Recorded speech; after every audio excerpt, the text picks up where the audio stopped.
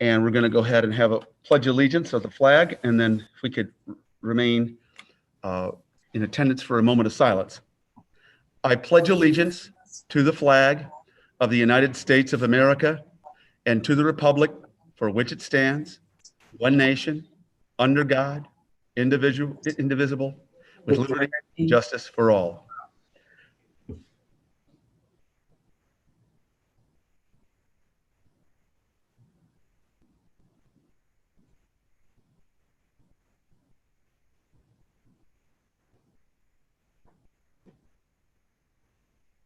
Thank you. Madam Clerk, would you please call the roll? Councilmember Mathey? Here. Councilmember Boland? Here. Councilmember Milawamble? Here. Councilmember Emig? Here. Councilmember Painter? Here. Councilmember Carrillo? Jen? Councilmember Carrillo? Jen? Here.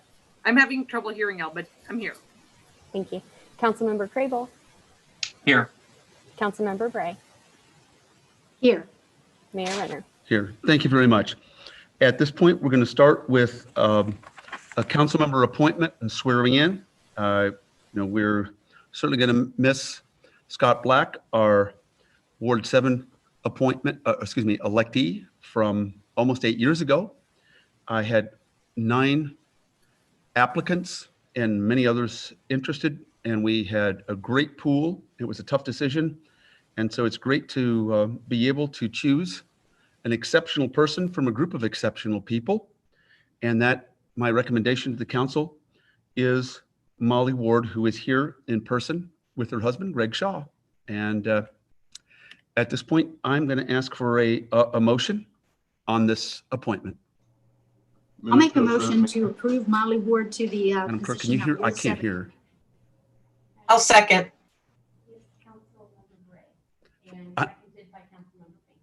Okay, moved by, I'm sorry, Madam Clerk, Councilmember who? Bray. Moved by Councilmember Bray. Is there a second? Second by Councilmember Bray, Painter, excuse me. I don't know why I'm having trouble hearing. Your headphones. You have to put headphones in. Oh. Okay. I am educable. It just takes, as Greg can tell you, a very long time.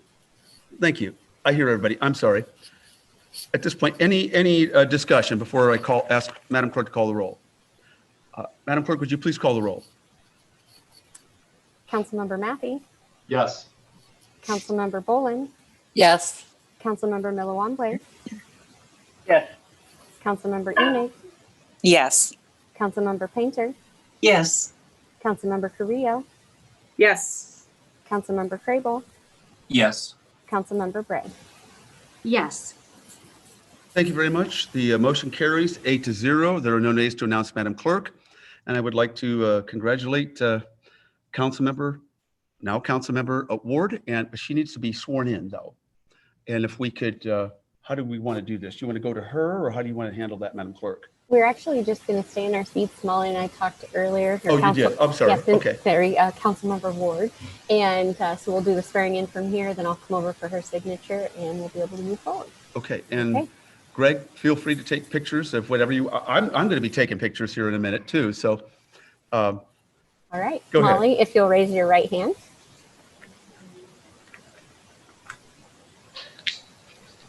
All right, and just repeat after me. I, Molly Ward. I, Molly Ward. I'm going to correct myself. Mary Molly Ward. I, Mary Molly Ward. Having been appointed to. Having been appointed to. The office of Council Member of Ward 7. The office of Council Member of Ward 7.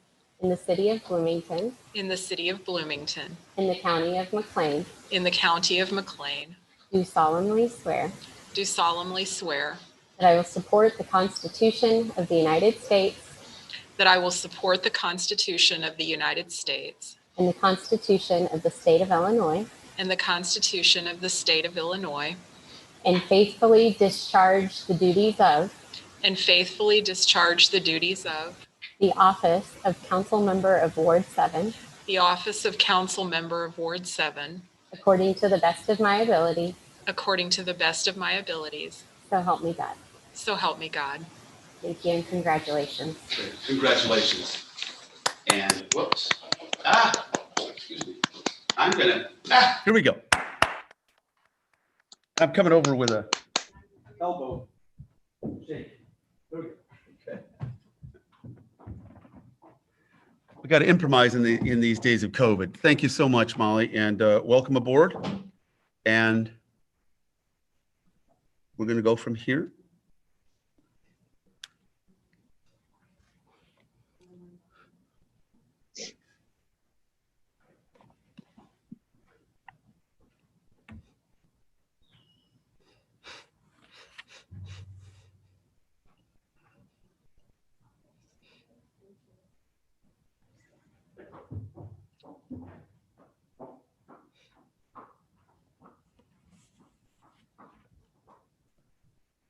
Thank you very much. Thank you very much, Molly, and thank you very much, Madam Clerk.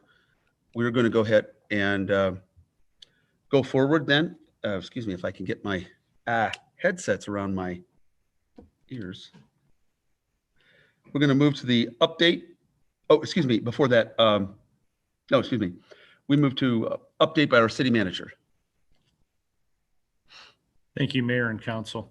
COVID update for this week is we know that the numbers are trending in our community as they are in the nation, but also for the organization.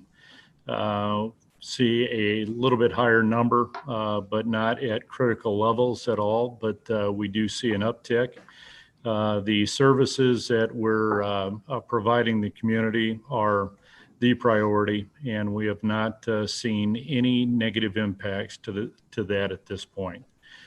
Separately, the CDBG or CARES Act money shared last time that the business allotments are allotted for. And then on the personal side, we do have grants that we are processing. And then we have an additional amount of money under the CARES Act that will be a public discussion with council sometime here in the near future as to how that's to be distributed. Thank you. Thank you, Mr. Gleason. We appreciate all the work that you've done, obviously, in these consistently very difficult times, as we do all the work of staff on these difficult times.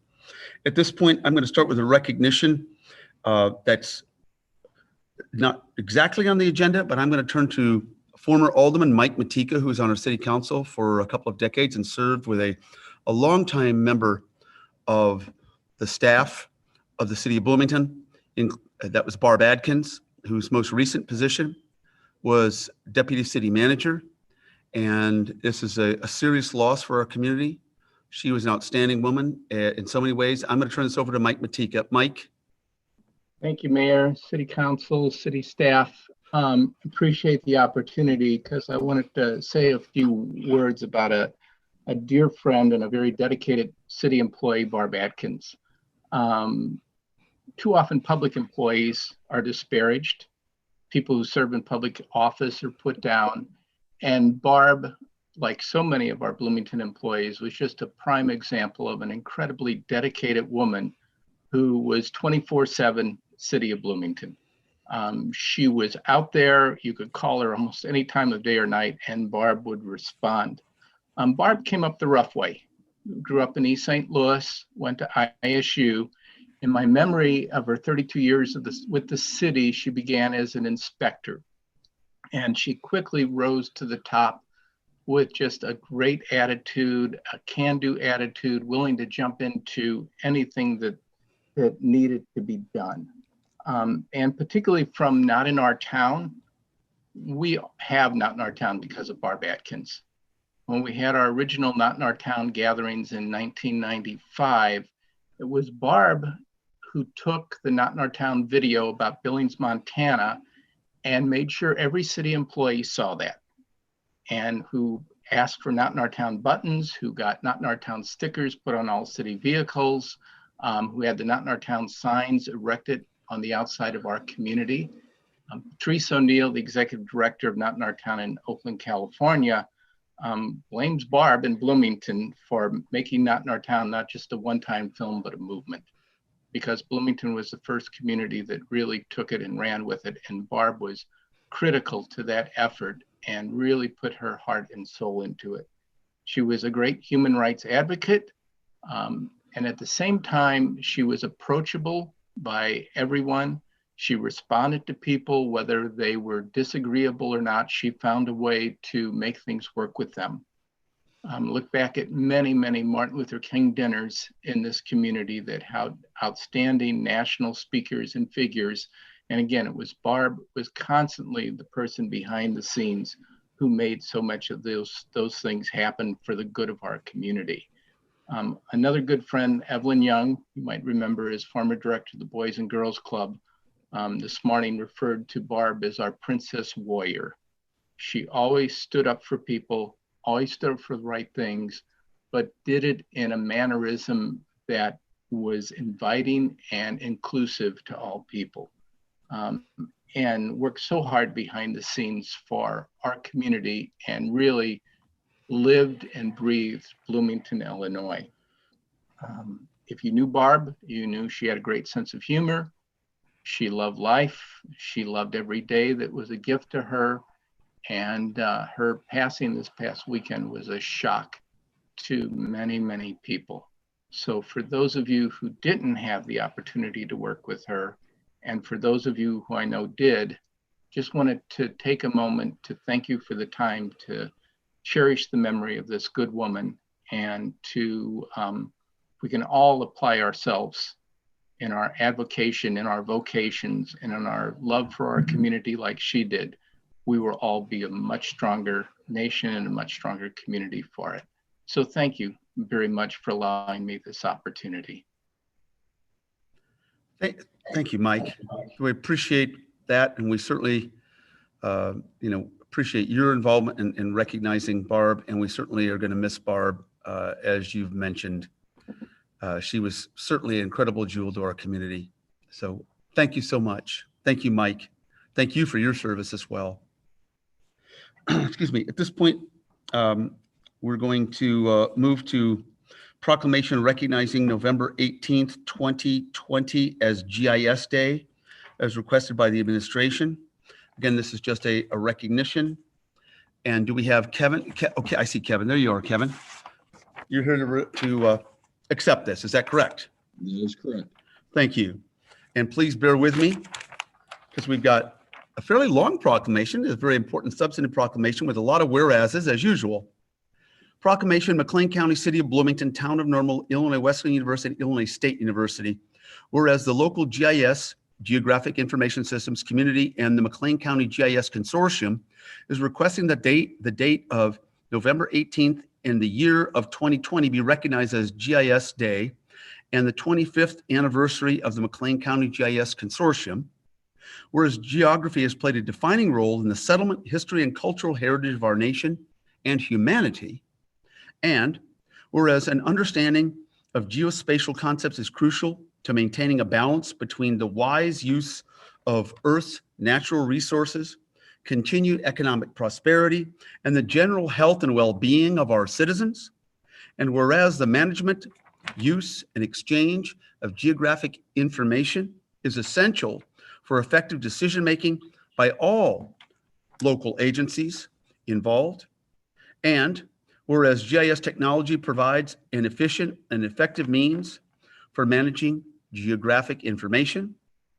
And whereas extensive efforts underway in various public and private agencies and organizations throughout the United States and the world is to develop, incorporate, and utilize GIS technology. And whereas there is a need to promote GIS awareness, education, and technical training among various groups to most appropriately and widely utilize this rapidly developing technology. And whereas there is a need, whereas the cooperation of the local participants for the past 25 years has resulted in a great benefit for the public good through the development of common GIS data sets and applications that are maintained at the local level. And whereas the local GIS benefits the public by providing spatial data resources for more effective emergency management and response through addressing and response zones, management of public assets such as streets, sewers, and water mains, management of property boundaries and subdivisions, management of taxing district boundaries, management of regulatory zones such as zoning and historic districts, management of political boundaries such as wards and precincts, management of natural features such as streams, flood zones, and topography. And now, therefore, we, Chairman of the McLean County Board, Mayor of the City of Bloomington, Mayor of the Town of Normal, President, Illinois Wesleyan University, President of Illinois State University, do hereby declare Wednesday, the 18th of November, 2020 as GIS Day and the 25th anniversary of McLean County GIS Consortium. Kevin, take a bow, dude. Thank you, Mayor.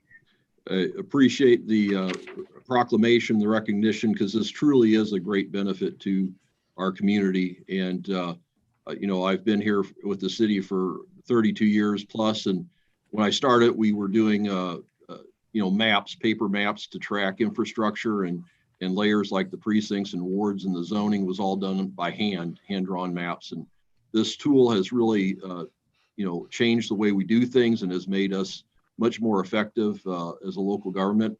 And the cooperation, you know, between the town and the city and the county is just tremendous. It's been a tremendous blessing and a big benefit that started, you know, 25 years ago in the 1995 aerial photography. And it grew out of the intergovernmental group where staff meets and talks about planning and needs across, you know, the community. And that was our first digital data that was delivered as part of the GIS. And there's certainly a lot of staff over the years that have been a big part of this. And, you know, in the early days, not a lot of cities had the GIS 25 years ago, like we started. And so, you know, in 1998, we were presenting a paper at the International Esri Users Conference. And that same year, we got an Outstanding GIS Achievement Award. So in closing, I just want to thank everybody for their hard work with this, a lot of local staff, and especially our own Troy Olson and Joe Palma for their work, continuing work on the GIS here at the City of Bloomington. Thank you. Thank you very much, Kevin, and we appreciate all that you do and all that everyone has done.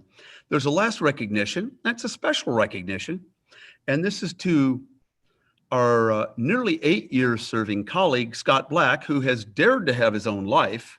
It's quite annoying when people do those things, but we have a really cool plaque, and I kind of threatened when I saw it to say, you know, I think I want to maybe I'll just keep this, but I did see Scott Black a little earlier today, and I did let the cat out of the bag and say that there might be something waiting for him. But I just want to show this. I've taken a picture of it on my cell phone. It's a really very nice, in spite of budget cuts, a plaque for Scott. It says, City of Bloomington, Illinois, presented to Scott Black in grateful appreciation for your outstanding service and leadership as alderman in the City of Bloomington, 2013 to 2020. And that's about 80% of his actual life. So I just want to say thank you, Scott. Great job. We've got this plaque. You better come get it before I steal it from you. Thank you, Scott. We appreciate everything and your dedication and camaraderie. Thanks. At this point, we're going to move to public comment. Madam Clerk, do we have anyone for public comment? Oh, what are the, oh, my agenda says there are none. Please do. So yes, since I don't have them, please you do this. So Just wanted to recognize the appointment of Justin Boyd to the Bloomington Normal Convention and Visitors Bureau Board, and as well as Greg Coos to Historic Preservation Commission. Thank you. great. Thank you so much. At this point, we now will move to public comment. Madam Clerk. Thank you. We have two individuals who are attending in person in the Fishbowl.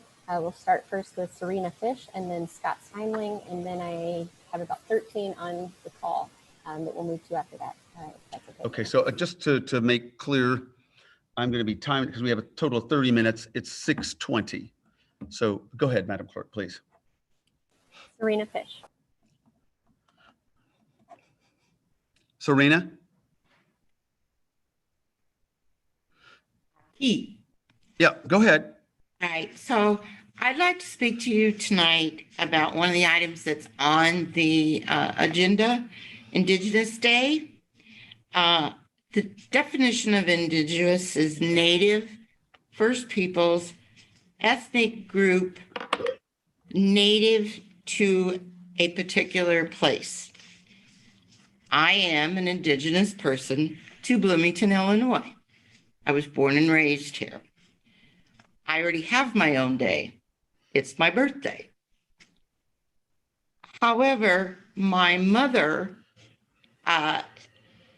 is directly descendant from First Peoples from Decatur to Vandalia and part of the Illinois Confederation, Great Plains, Inuit.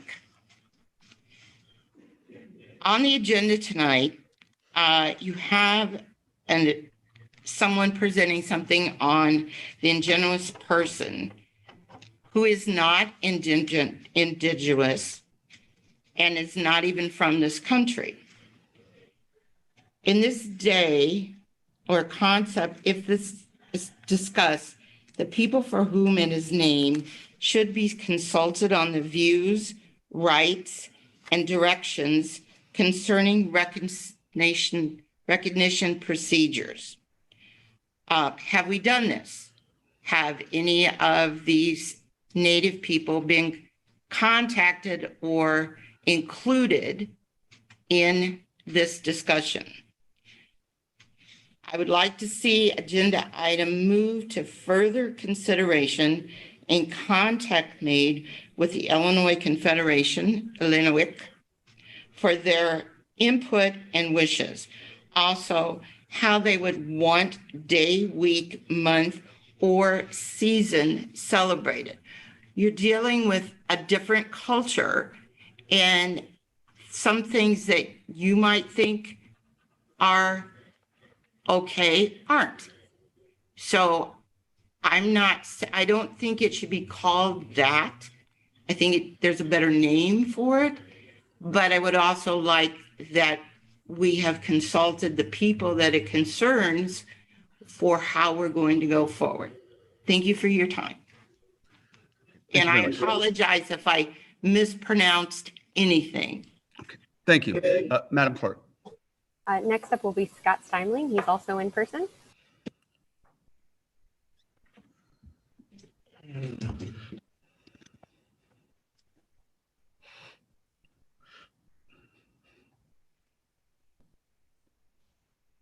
Scott Steinley. I do have a concern regarding the privacy glass that you have in the city council chambers. I guess this is another expense. It's a city could go to the roads. It's a city has dreamt up that, you know, you can do it some other way. Regarding the leaves, not all property owners are raking their leaves to the street, or they're in the street, not on the parkway. We have no idea when the leaf vacuum is going to get around. Then the property owner gets to pick these up. They plug up the inlets. We have a huge rain come down, Terry. And then if they don't plug them up, then they just flood the house. And I don't really appreciate that, Terry. Maybe you need to get out there yourself and do it, you think? You always have time to do it over, but never do it right the first time. Raise the curb and the inlets, repave the road, and get competitive bids. Regarding the Citizens Convenience Center, I attended taken down several loads of leaves. There was one time that the black gentleman stopped me and stopped everyone, and the cars were backed all the way up to the road. But I guess you really don't care, do you? And Mr. Cothey, this is aimed at you specifically. You know, I guess the buck stops with you, as well as Terry Renner.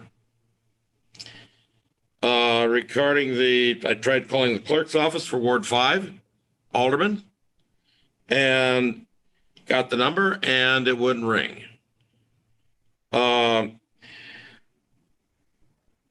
I guess the thing that really irritates me is the fact that the city, they always have time to do it over, never do it right.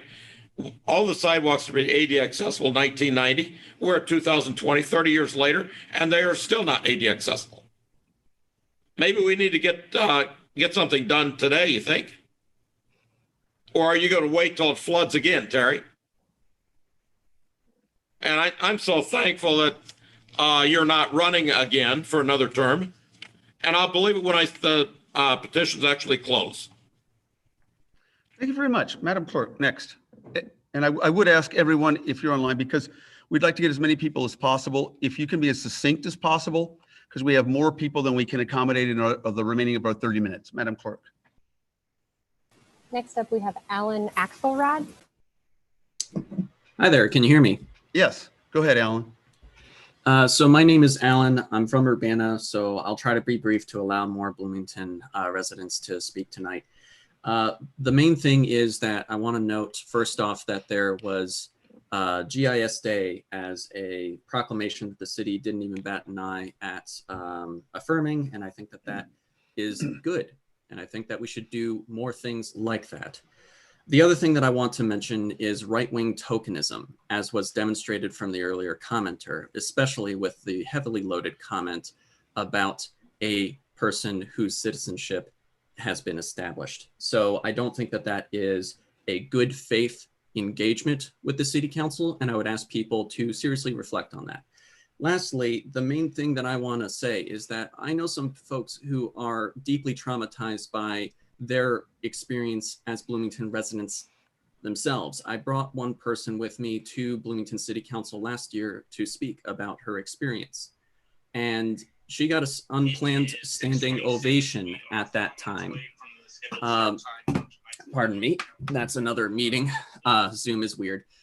And so the thing is that even though she isn't comfortable returning to the city, her daughter goes to school here. And it'd be very, very good of the city to make a just decision that her daughter would be able to see in public school as part of the civics classes there, that the city would make the tiniest of gestures to affirm Indigenous peoples' right to exist and equality with GIS Data Day at the very least. Thank you. Thank you very much. Next, Madam Clerk. Next up, we have Trevin Gaffney.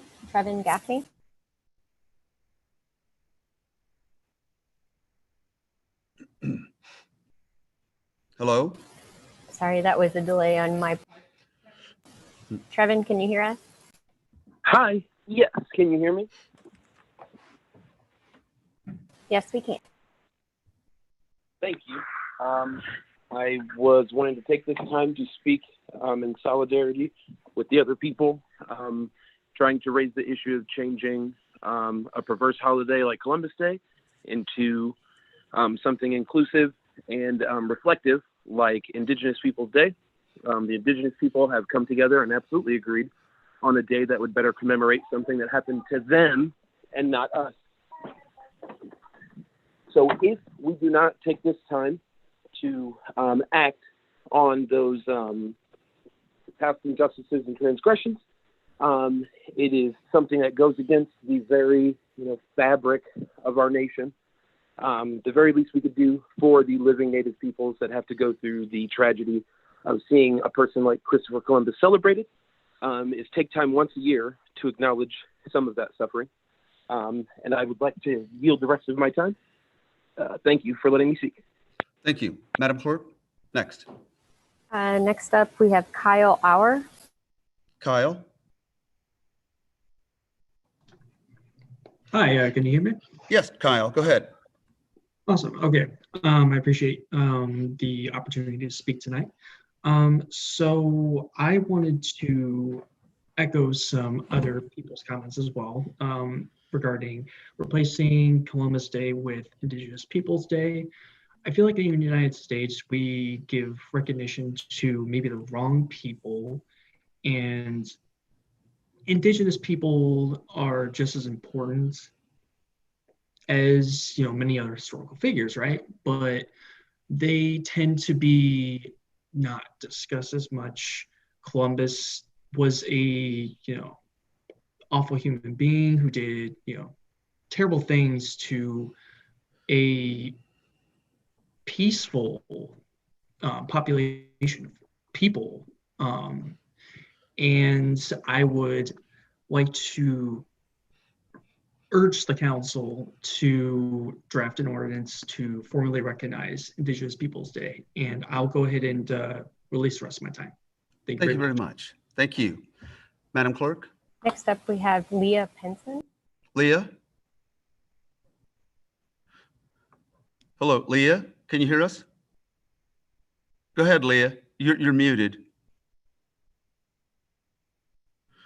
Leah, you're muted. Sorry, hi, can you hear me? Yes, go ahead, Leah. Thank you. So I'd like to echo as well what some of my peers have said. I'd really like to live in a town that is welcoming to all, and we have an opportunity right here and now to do that. I really think that Bloomington should pass the Welcoming Cities Ordinance and formally protect members of our community from being detained and put into ICE custody. And we must also recognize the holiday of Indigenous Peoples Day. For far too long, we've dismissed the violent history that is 500 years of colonial oppression at the hands of European explorers and settlers. We have to stop excusing the fact that Columbus Day is celebrated on the basis of a lie. And the only reasoning in favor of Columbus Day claims that it should remain a holiday because it would be replacing one culture with another.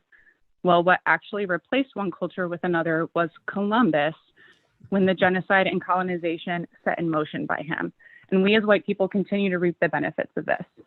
This is not to dismiss discrimination that was faced by Italian Americans. And while the holiday may have been originated to represent the value of discovery, it is a literal day of mourning for Native Americans. Could you really imagine being a young child going to school and listening to a completely one-sided, painfully whitewashed history about a man who discovered the place that your people originated and inhabited for tens of thousands of years before his arrival? Even our nation's capital has passed a resolution to change the holiday to Indigenous Peoples Day, and Bloomington has a chance to make this positive change and pass it too. Last item I'd like to comment on is actually my disappointment with this council. We've seen Alderwoman Jen Carrillo shamelessly attacked on social media over and over again by racists in our community, and too many of you have said absolutely nothing on this. I'll remind you that racism does not begin and end with people using the N-word, and I'm just disgusted that so few of you have taken the time to show support for your fellow council member. We really can do better. Thank you. Thank you very much. Next, Madam Clerk. Next up is Robert Garcia. Robert?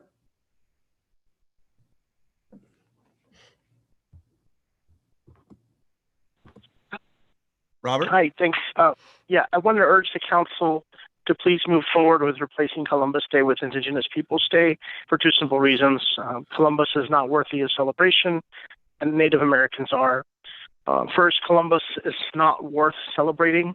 We know that Christopher Columbus did not discover America. He was met by Native Americans who were already here, and he treated them with violence and brutality. On his first day in the New World, after landing on a Caribbean island first, he ordered 6 of the natives to immediately be seized, writing in his journal that he believed they would be good servants. The horrors that people faced, that they were subjected to, all began with Christopher Columbus. He sent thousands of peaceful Taino Indians from the island of Hispaniola to Spain in order to be sold as slaves. Many died en route. Those that survived the journey were forced into slave labor for European profits. This is not a man we should be celebrating or honoring, especially not through local city government. He did not discover America. He was lost, and he was those who were already here met him and suffered greatly at his hands once he arrived. Instead, we should proceed with adopting Indigenous Peoples Day. This will allow us to become truth tellers, to combat the systemic, educational, and academic racism of historical whitewashing. Our community, like much of the nation, is attempting to heal right now. We've just come out of the most divisive and bitter election cycle of our lifetime. Those wounds are still healing. We have too many people who have been misled to believe that freedom of speech means you have the right to harm anyone you feel like. We need our community to heal, And we can't do that as a society if we don't start by telling the truth. Let us celebrate the true history of the land that our city sits on, which was once inhabited by 4 different tribes. And let us remember and celebrate the truth of Indigenous people. This is about writing a bad historical record, correcting an important historical account. I'll leave you with this quote in the interest of time from Shannon Speed, a citizen of the Chickasaw Nation and director of the American Indian Studies Center. Regarding those cities who still celebrate Columbus, she says to us, his true history included pillaging, raping, and generally setting in motion a genocide of our people who were already here. That's not something we want to celebrate, and that's not something any American should want to celebrate. I yield my time in the interest of allowing others to speak. Thank you very much. Madam Clerk, next. Next, we have Kevin Lauer.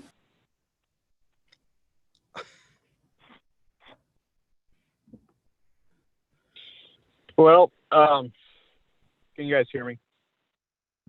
We can hear you, Kevin. Go ahead. All right. Well, Mayor, I am a bit taken back by Barb Adkins' passing, and I just want to recognize the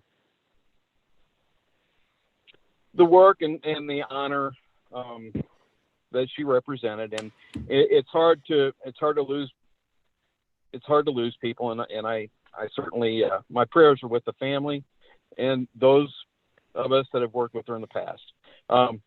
Also want to address this business with the Indigenous people. Though you may not understand, may not know, but my family history involves a number of Indigenous folks that have intermarried. My family has been in the area for over 250 years.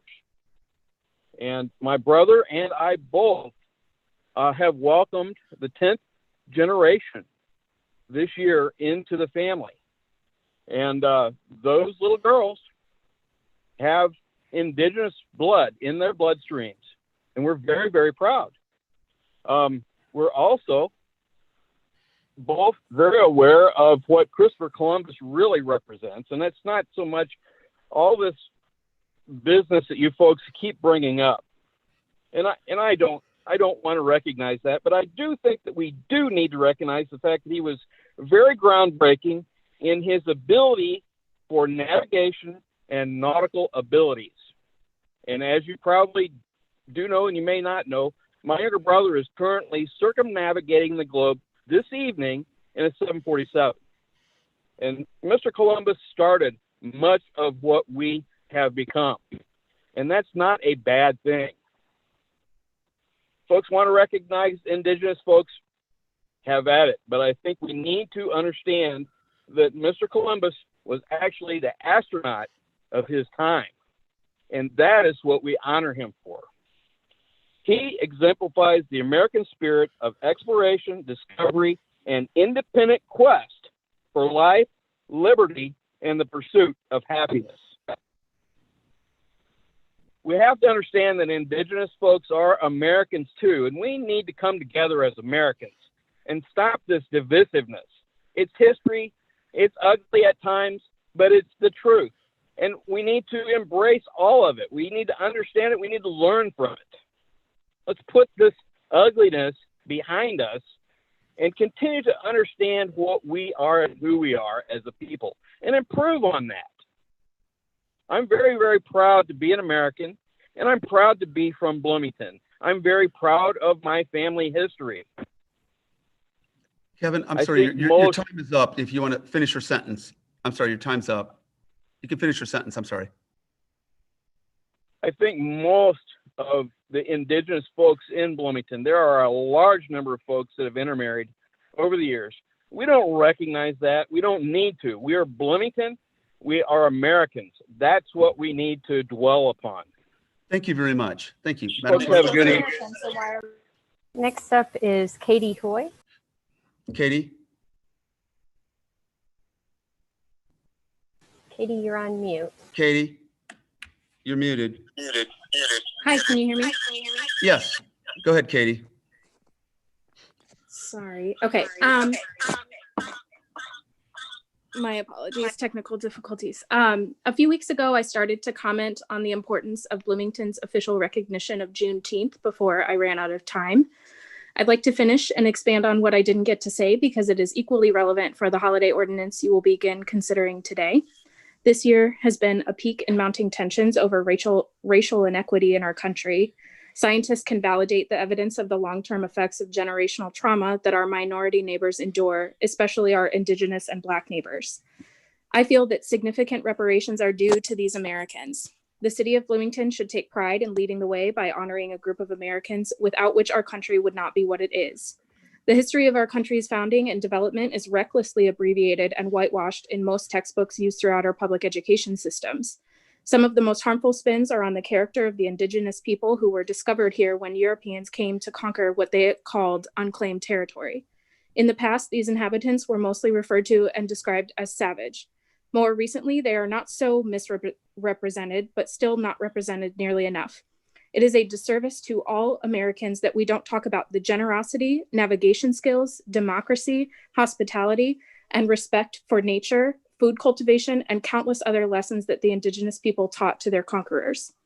Not all, but the most dangerous of our ancestors and founders first attempted to buy and steal land from its inhabitants. When those inhabitants refused, we attempted to exterminate them. Unfortunately, we will never know what a more peaceful compromise might have looked like. Recognizing Indigenous Peoples Day officially is a crucial step in making reparations for the violence and horror we ungratefully brought to the human beings living here before us. I look forward to seeing the way Bloomington can be a leader in the reparations due to our Indigenous neighbors after this first step. Thank you. Thank you very much. Next, Madam Clerk. Next up is Matthew Tausko. Matthew? You're muted, Matt. A second. Matt?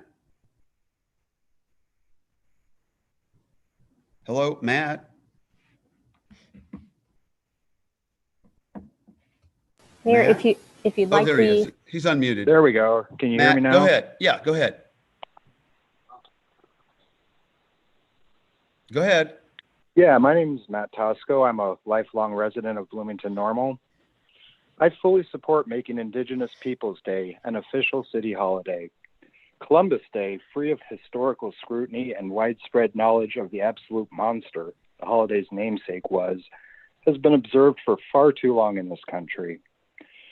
Now that the knowledge of his egregious abuses is readily accessible, and more people's eyes are open to the facts of his murderous slaver ambitions, it would be a dereliction of common decency to continue observing a day in his honor. While Columbus Day is not an official city holiday, it remains prevalent in contemporary tradition and is recognized as a school holiday by District 87 public schools. In my opinion, the right thing to do is to formally recognize October 12th as Indigenous Peoples Day, excuse me, and actively replace the immoral celebration of a thoroughly flawed evil man's conquest with a joyful celebration of the noble and beautiful cultures he worked so cruelly to completely subjugate.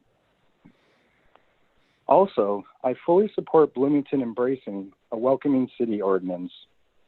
Knowing what we know of the abuses perpetrated by ICE and our draconian immigration system, which in a lot of cases preys directly upon people fleeing horribly inhumane conditions that are directly attributable to capitalist imperialism, Bloomington should cease any cooperation, material or otherwise, with said federal abominations.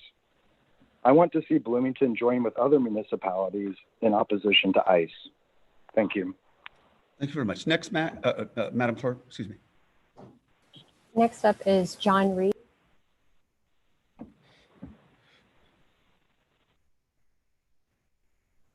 Mr. Reed, you're muted. Mr. Reed, you're muted. Hello? Hello? Can we undo him? Oh, there we go. Hello, how about that? There we go. We got you. All right. First of all, I just have a couple questions about Indigenous Peoples Day. So, you want to get rid of Christopher Columbus, understood, he's a monster, but like Kevin Lauer said, He is responsible for a lot of navigational pluses, which doesn't negate that fact. But let's talk about Indigenous people, of which I am one. I'm part Native American. My grandfather's side and my mother's side, my father's side, both. My family's been in this country for almost 400 years. I don't think many people can say that. So I am an Indigenous person. So let's talk about Native Americans. How many tribes fought each other, took slaves of other tribes? And if you want to go further south, we'll talk about the Aztecs and the Incas. Jen, who sacrificed some of their own people to appease their gods and the people they captured. That's okay? I don't see where that's okay. And as far as welcoming city goes, police officers, law enforcement should be able to talk to law enforcement when needed. Period. It's plain and simple. Go ahead and roll your eyes some more, Jan. It's cute how you do that. Just keep rolling your eyes. Just telling you, it's how it is. So, you know, and as far as COVID, Mr. Mayor, when are we going back to meetings in person? You can avoid all this, your muted stuff, if you go back to meetings in person. I mean, seriously. Just curious to know when we're going to do that, or if we're going to run scared. I'll yield the rest of my time. I've said my piece. Thank you very much. May have last comment next, Madam Clerk. We're down to under 3 minutes. We have Matthew Etheridge. Matt, you're muted. Matthew, can you unmute yourself, please? Hello? Matthew, Mr. Etheridge. Okay, we're going to have to move on. Mr. Etheridge, last call here. Okay, Madam Clerk, next in line. Megan Moore. Megan? Megan, yeah, there you go. Thank you. Hi, We hear you. Thank you very much. I'm going to try to stay as concise as possible. I did not prepare anything specific, but I would like to comment on what I have heard this evening. I would like to echo my peers with the Juneteenth, the Indigenous Peoples Day, and the Welcome Sitting Ordinance. I had a lot more prepared, but then I heard the last comment and I was completely blown away. I think that not being conscientious of what is happening in our world today is very alarming. I think that more people need to be aware of what happens with COVID and what we need to do in order to stay safe from it. I think the reason why this country is escalating is because of a lot of people thinking like John Reed over there. It is, yes, good job, Christopher Columbus, for figuring out how to sail a ship and navigation, but that is not worth the price of what he did to the people of this country. It is enraging to hear people support that because it is an absolute blatant lie. We are 2020 now. We should know better than to lie to our people. And we should move forward and learn from our mistakes and learn the history. And yes, admit the mistakes that were made and the things that were done on purpose and everything in between, and move forward for a brighter future ahead of us. And in terms of Indigenous people and Juneteenth, we should recognize those because of the horrors that those people have had to endure. And I can never imagine the amount of sadness and furiousness and everything that has to come from that, with having that a part of your history and being oppressed and being killed and slaughtered and raped. It's a terrible thing. And for us not to recognize that is morally irresponsible. And we need to do everything that we can in order to make everything better, make the world a better place. To not do so is a terrible thing. Thank you for your time. Thank you, Megan. And I'm going to use, we are actually out of time, but I'm going to use the chair's discretion. We have only one person left, according to Madam Clerk, who has signed up who's not here to speak, and I'm going to go ahead and recognize that person. Madam Clerk, could you continue, please? Thank you. Yes, thank you, Mayor. The last person to speak will be Becky Swan. Becky? Hi, can you hear me? Yes, we can. Becky, go ahead. Hi, my name is Becky Swan, and of course, I'm the last person, so I've been able to hear most everyone speaking. And I'm glad that I was able to hear Robert Garcia want the truth, according to him. I would like the council to know this is the same Robert Garcia who promised civil unrest if Trump Pence was to take office again. So moving on to when Leah said that Jen Carlo is shamelessly attacked online.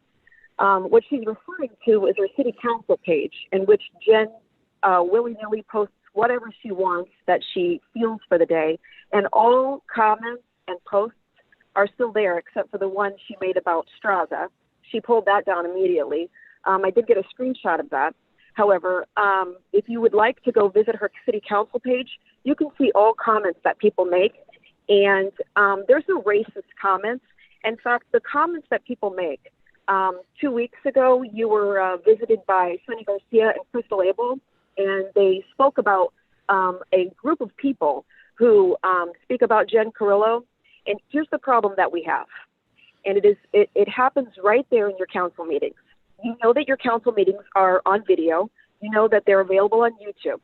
You know that you have 2 council members, but right now you have 1 council member who refuses to say the Pledge of Allegiance. So Jen Carrillo has no respect for the flag, has no respect for America. However, she's trying to change laws that are federal and trying to change holidays that are federal on Bloomington level. So I say maybe you guys should revisit Indigenous Day when your councilwoman can start showing respect to the country in which you all showed respect to when you said the pledge today, when you signed your loyalty oath, which she did not. She did not sign her loyalty oath, but however she did, when she raised her hand and said that she would uphold the Constitution and she would not do anything to disrupt our democracy, can you say that that's what she's still doing today? This Jen Carrillo is the same person when she was 19 years old, got on a bus and went to Washington, D.C. because Sonny Garcia told her to. And he is still pushing his agenda with her today. It's Indigenous Day. It's welcoming cities. What's next, Bloomington City Council? What are you doing to make decisions for Sonny Garcia? Because he has Jen Carrillo as his person sitting there with you, and he tells her what he wants her to put on the agenda for you to vote for. Don't listen to these people guilt you about Columbus. That was 300 years ago. This is Bloomington. This is today. What are you going to do in 2020? Because we shouldn't be talking about this. We should be talking about what is reality, and this is not. Okay, thank you very much. Thank you. Okay, at this point, we're going to go ahead and move on. Our next, oh, yes, I'm sorry. Please do. Just a list of individuals who emailed public comment that were forwarded over to council. Zach Carlson, Kimberly Kipper, Matthew Eldridge, Michael Griffin, Michaelea Atkins, Creighton Boudris, Jenny Crones.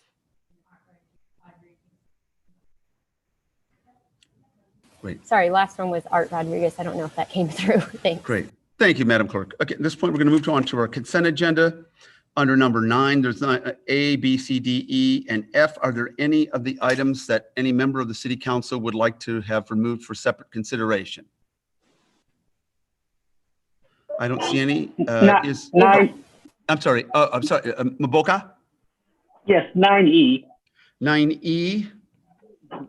Okay. Anything else? Seeing none, is there a motion to approve the consent agenda as presented with the exception of 9E as in egg? I will make the motion. I will make the motion. Moved by Councilmember Boland, second by several people. Can I have another hand of some form? Jen Carrillo. And Madam Clerk, would you call the roll? Thank you. Councilmember Matthew. Yes. Councilmember Boland. Yes. Councilmember Milawampe. Yes. Councilmember Email. Yes. Councilmember Painter. Yes. Councilmember Carrillo.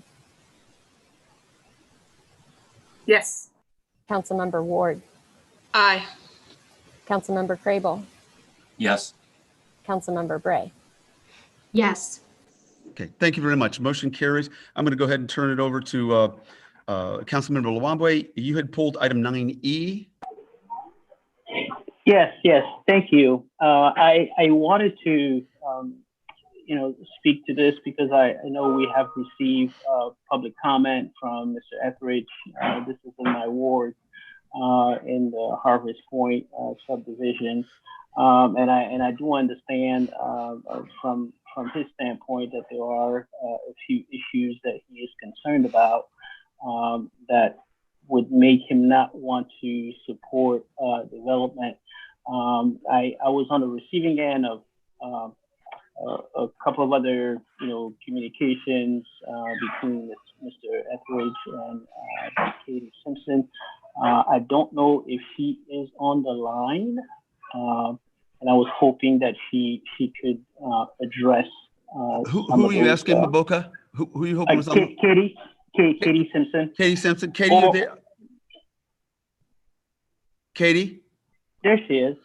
Okay, awesome. There she is. Go ahead. Okay. Can you clarify some things? I'm sorry. Yes, exactly. That's what I wanted from her, is just to kind of provide some clarification, because I do understand there was some communication between her and Mr. Etheridge, and also explain about the preliminary plan, and how that kind of comes into play with this particular issue. Okay, Katie, go ahead. Thank you. And I just want to point out too that Kevin Cothe is on the line, and so is Melissa Hahn. If there's any additional questions, there might be some things they can speak to as well. But yes, the Planning Commission had a public hearing on the rezoning request. Mr. Etheridge spoke at the public hearing, but also had some questions about process. And so just to kind of clarify, the rezoning request tonight before council is a map amendment to take the property from B1 general business to R2, which is a residential use. Following your action tonight, if approved, there would then be a preliminary plan, which is a layout for a subdivision. It's kind of like a general concept plan that's valid for 3 years, showing where lots and utilities go. That would have to go before the Planning Commission and then come back to City Council for approval before any residential development could take place. And so that has not been submitted. We've not received that. I believe the developer is waiting to see if the zoning map amendment would be approved tonight, before moving forward with any additional subdivision plans. And then after a preliminary plan is reviewed and acted on by council, then the developer could also move forward with a final plat that matches that concept plan. Those are kind of the steps required for development. So there are other phases and kind of checkpoints that need to happen before any development could occur at this spot. Is there anything else that I can address? Boca? Yeah, well, if you could address maybe some of the communication you had about the different issues that were raised by Mr. Etheridge. And it seemed to me, at least from what I understood, was that we were, that through the preliminary plan, there was also an opportunity to further address them. Sure. So and this came up at the public hearing too, that the property, that the subject property that's before council has an existing annexation agreement that kind of outlines some of the developer obligations for this subdivision. And so, the developer is aware of those obligations and is working towards meeting them. There are a few things that are still in the works. This is along Illinois Route 9, which is a state route. So in order to improve any of the ingress and egress into the subdivision, there has to be cooperation with and coordination with IDOT. And so the developer is still working on that. But Mr. Etheridge had expressed some concerns about some outstanding development obligations, addressing detention, addressing ingress and egress into the property. And so, you know, as explained to him in our conversations, those items are pending, and the developer is working on them. And before moving forward with any final plats or any additional phases of development, City Council can ensure that those have been completed and accepted by the Public Works Department to mean that they meet our standards. Okay. Thank you. Mboka, does that clarify things? I think that was also part of the public hearing. Is that right, Katie? Yes. Right. Thank you. Okay. All right. Sounds good. Thank you. Okay. Do we have a motion on this then? Yes, I'll go ahead and make a motion that we approve. Okay. Is there a second? Second by Councilmember Boland. I saw her fingers go up with the not Nixon, but Churchill peace sign. Madam Clerk, would you call the roll? Councilmember Mathey. Yes. Councilmember Boland. Yes.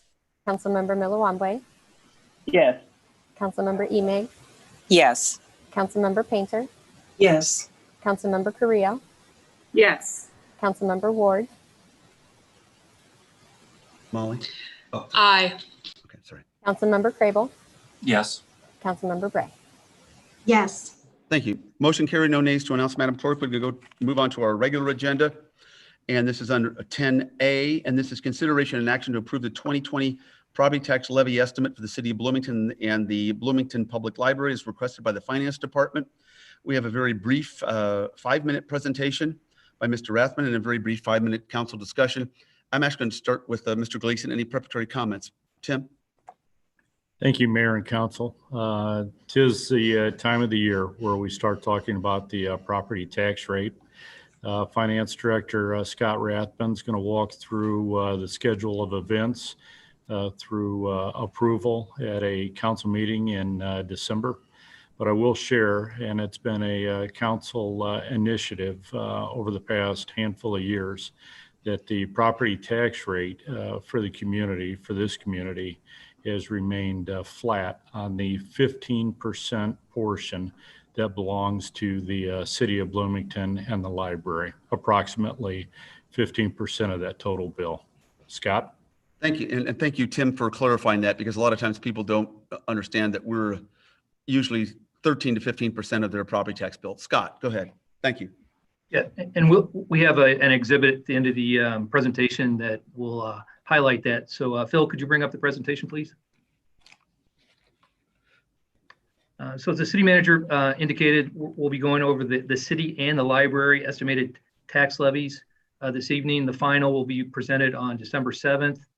I want to spend a little time just giving some definitions and explanations. It's referred to as the 2020 property tax levy because that's when that's what the final assessed values will be based on, is 12/31/20, but it is for our FY22 budget year, as those receipts will be coming in next May and afterwards. So this is the time of year where we're dealing with several years of reference. We're in calendar year 20, we're currently in fiscal year 21, but we're budgeting for FY22. So it can get kind of confusing. By state statute, we have to adopt an estimate at least 20 days prior to the final. And if we're over 5% increase, which of course we won't be, we have to have a public hearing. Since a couple of the larger projects that have been discussed recently, like the library expansion and O'Neill Pool, excuse me, are still being reviewed. We still have no visibility on the pension consolidation, the state pension consolidation. These are all other, and the impact to the community related to COVID-19. These were driving factors in keeping the rate flat again for the year. So next slide, please. Before we jump into the numbers, I kind of want to go through a little levy 101 explanation. I won't read this word for word. I just want to kind of describe it verbally and then go through the example we have here in the exhibit. The levy, that's a property tax dollar total that is adopted by each taxing body. And then that versus the EAV, the equalized assessed value, which is a value calculation for the city, determines the rate. And then the rate gets finalized basically around January 1st after all the tax challenges have gone into effect. So we can have slight variations between the estimated rate and the final, because the rate is driven by the taxes that are adopted. Some of the confusion comes in, we use this term equalized assessed value. Really, the state statute is just trying to smooth out the values.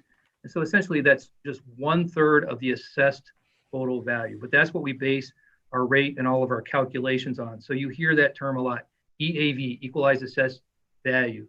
So the example here hopefully highlights how that works. So a house valued at $165,000, the EAV is going to be 1/3 of that, so $55,000. Our final tax rate combined for the city and library last year was 1.3524%. So the tax applied to that 55,000, not the 165, would be $743.82. So hopefully that example highlights how it works for the average citizen. We're able to realize some increase in tax levy dollars each year because there is new construction going on. Not everyone has their house assessed every year, but we're going to highlight in the next slide. Next slide, please.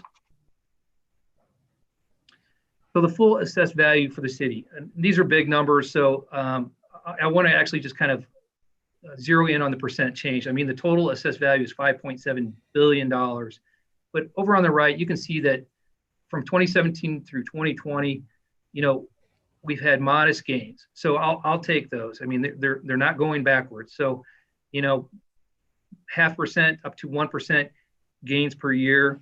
That is a positive indication of the values and the economy of the city. Next slide, please. So this is essentially mathematically 1/3 of the full assessed value. So these equalized assessed values, those numbers in the middle, that's 1/3. The change over the right, the same change factors. What I want to highlight is in 2020, the prelim EAV 1.893894 billion versus the 1.881 or 1.882 for 2019. That's a $12.3 million increase between the final assessed value for 2019 and the preliminary equalized assessed value for 20. And of that, $8 million is commercial and $4 million residential. So, you can look around the city and you can see, there's still new construction going on and there are still a lot of improvements going on. So once again, positive indications for the city. Next slide, please. So this slide, I've simplified it a little bit this year. The detail for the city related to the categories within that levy, they're in the memo and we're going to show a graphical representation of them. But this is the historical and the proposed tax levy for the city and the library. So if you look at the 2019 column, basically right in the middle, you can see that the estimated tax rate, the final tax rate, for the city was 1.0901 for 2019, 0.26230 for the library, and then the 1.3524 total for the city and the library. Now, focusing on the 2020 proposed levy column, you can see keeping those rates exactly flat with the prior year's final, 1.091, 0.2623, and 1.3524. Now, the dollar increase, so going back up to the top, right underneath the total tax levy for the city of $20,645,000, you can see $134,000 increase in the levy. So that's being realized from the increase in values. So that's an important factor for our budget, that we're able to realize some increase related to hopefully new builds and improvements around the city to help compensate for increased costs. The library's budget is primarily driven by the levy, and so that $32,000 is very important to them. Highlighting the rate changes and the totals, you can see that they vary slightly, and that's due to the final value change between the prelim and the final each year. But if you look at 2016, you can see that the tax rate was 1.3366%. And for 2020, we're estimating 1.3524. That's a 0.0158% in the increase in the rate. And it's really, it equates to $8 on the $165,000 home. So essentially, we've kept it flat, and it's been I checked in our audit, which goes back 10 years, and it's been essentially flat going back to at least that time frame. Next slide, please. Scott, can I, are you about finished? Because you're well over. Do we need to extend time, or are you about finished? I'm about finished. So this is just a graphical representation of the detail for the levy. The details for this are, some are mentioned down at the bottom of this exhibit, and then the details are in the memo as well. For the 46%, that's for the fire and police protection and the police pensions, and then the library is the 19% at $5 million. Next slide, please. This is the representation of how a dollar bill is split between the local taxing bodies. As was referenced earlier, the city is roughly 13 cents of the dollar, and the library is 3 cents. So together they're between 15 and 16 cents, some rounding in there, and that's where we get the 15 cents or 15% of the total taxing tax levy rate for the city. Again, we'll bring this forward for the final on December 7th. So I'll take any questions at this time. Sorry for going over there. Questions of Scott? Let's see, do I have any? Let's see. Julie, do you have a question, or am I misunderstanding? Okay. Crable and Bolin, in that order.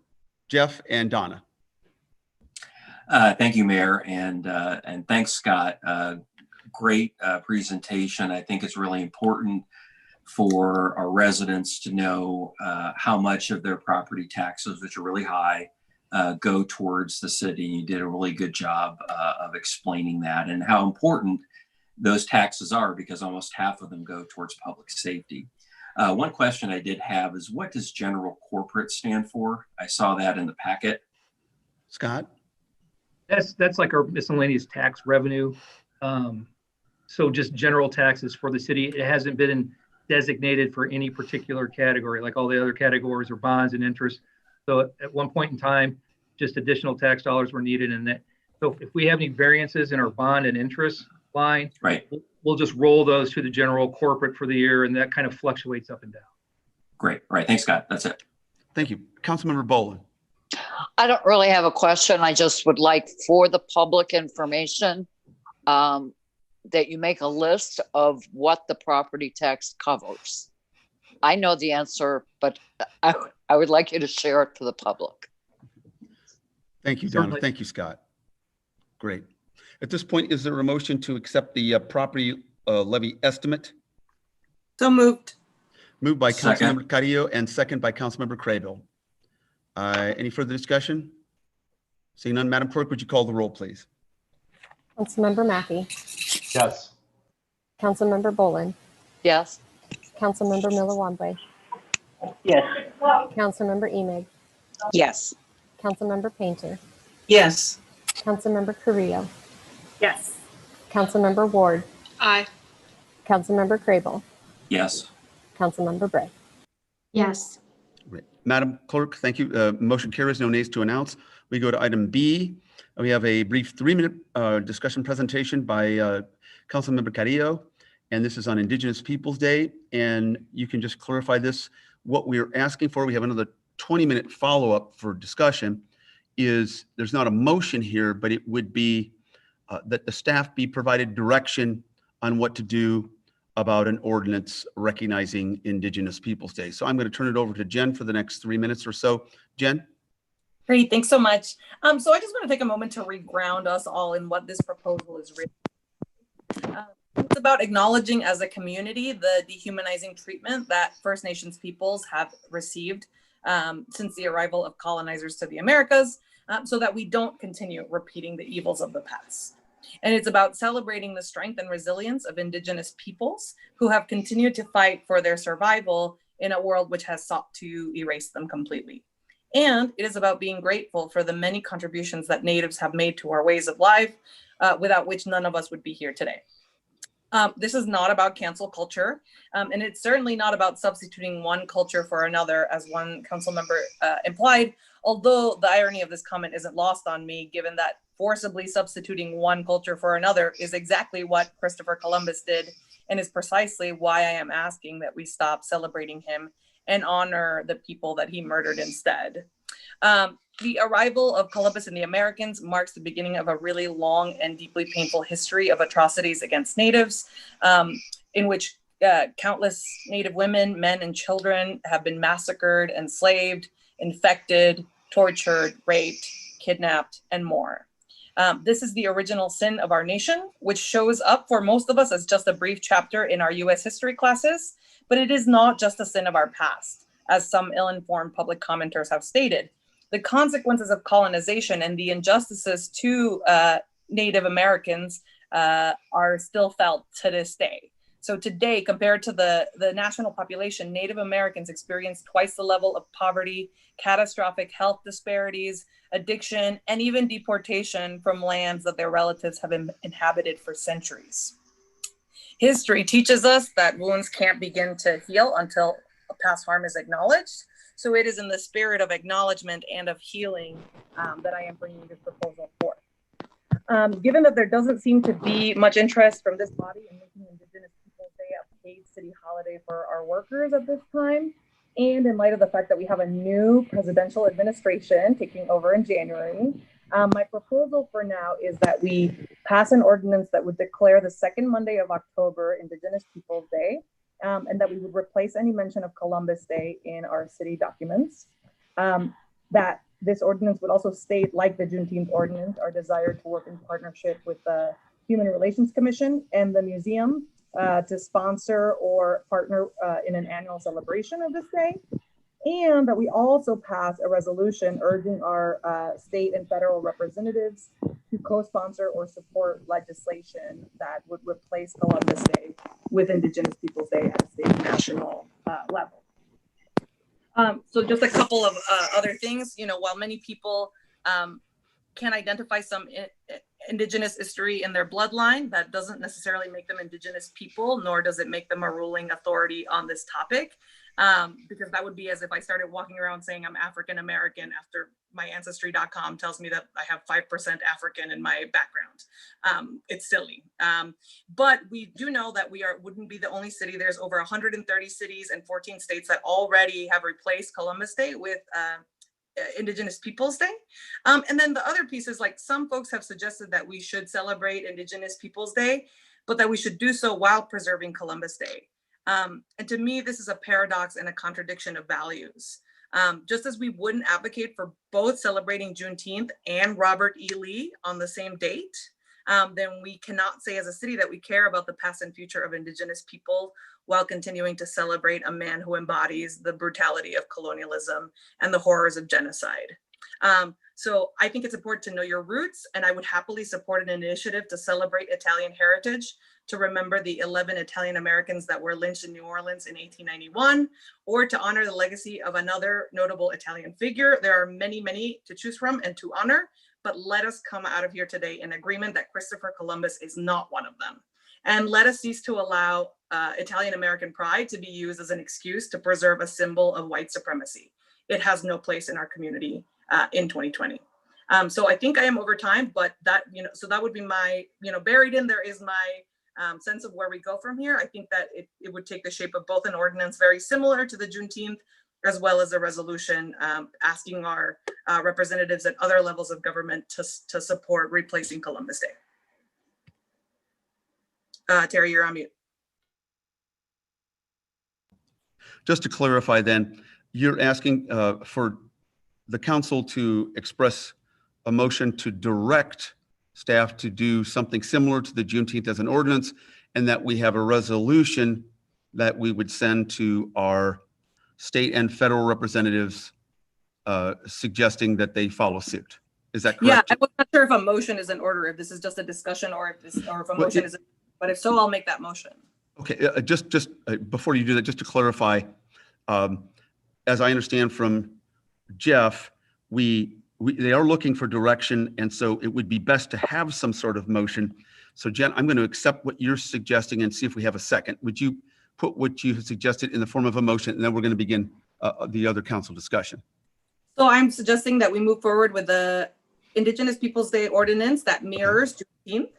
Okay. And also move to pass a resolution or to write a resolution that would encourage state and federal lawmakers to replace Columbus Day with Indigenous Peoples Day. Okay, so this is a motion to direct staff to move in this direction. It's not an approval of that. We would come back and see the actual ordinance and whatever resolution the council would be able to weigh in on that if this were passed. Is that's what your intention is? Yes. Okay. Is there a second to Councilman Mercadillo's motion? I'll second that, Mayor. Second by Councilmember Craybill. Now we're going to continue with discussion. We have a motion and a second on the floor. Who do I Maboka, I think you're scratching your ears, so I don't think your hand's up. Did Councilmember Boland, did you want to speak? I do, because the initiative has been changed on the floor. Okay, go ahead. Well, the initiative has been changed on the floor. What I have in front of me does not say anything about a resolution. So what are we voting for? The initiative that was in the packet or something different?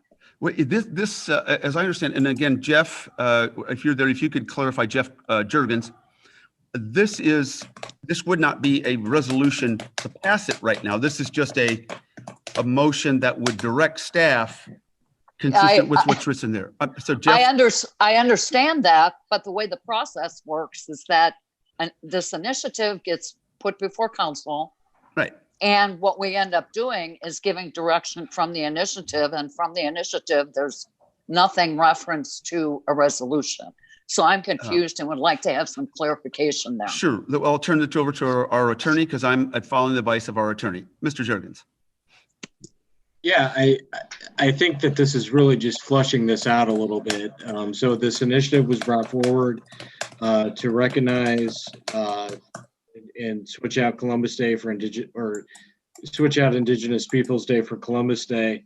And I think as part of that, what Councilmember Carrillo is suggesting, that there also be a resolution encouraging the other government bodies that, maybe do celebrate, or the state's got Columbus Day, the school maybe has Columbus Day as a holiday.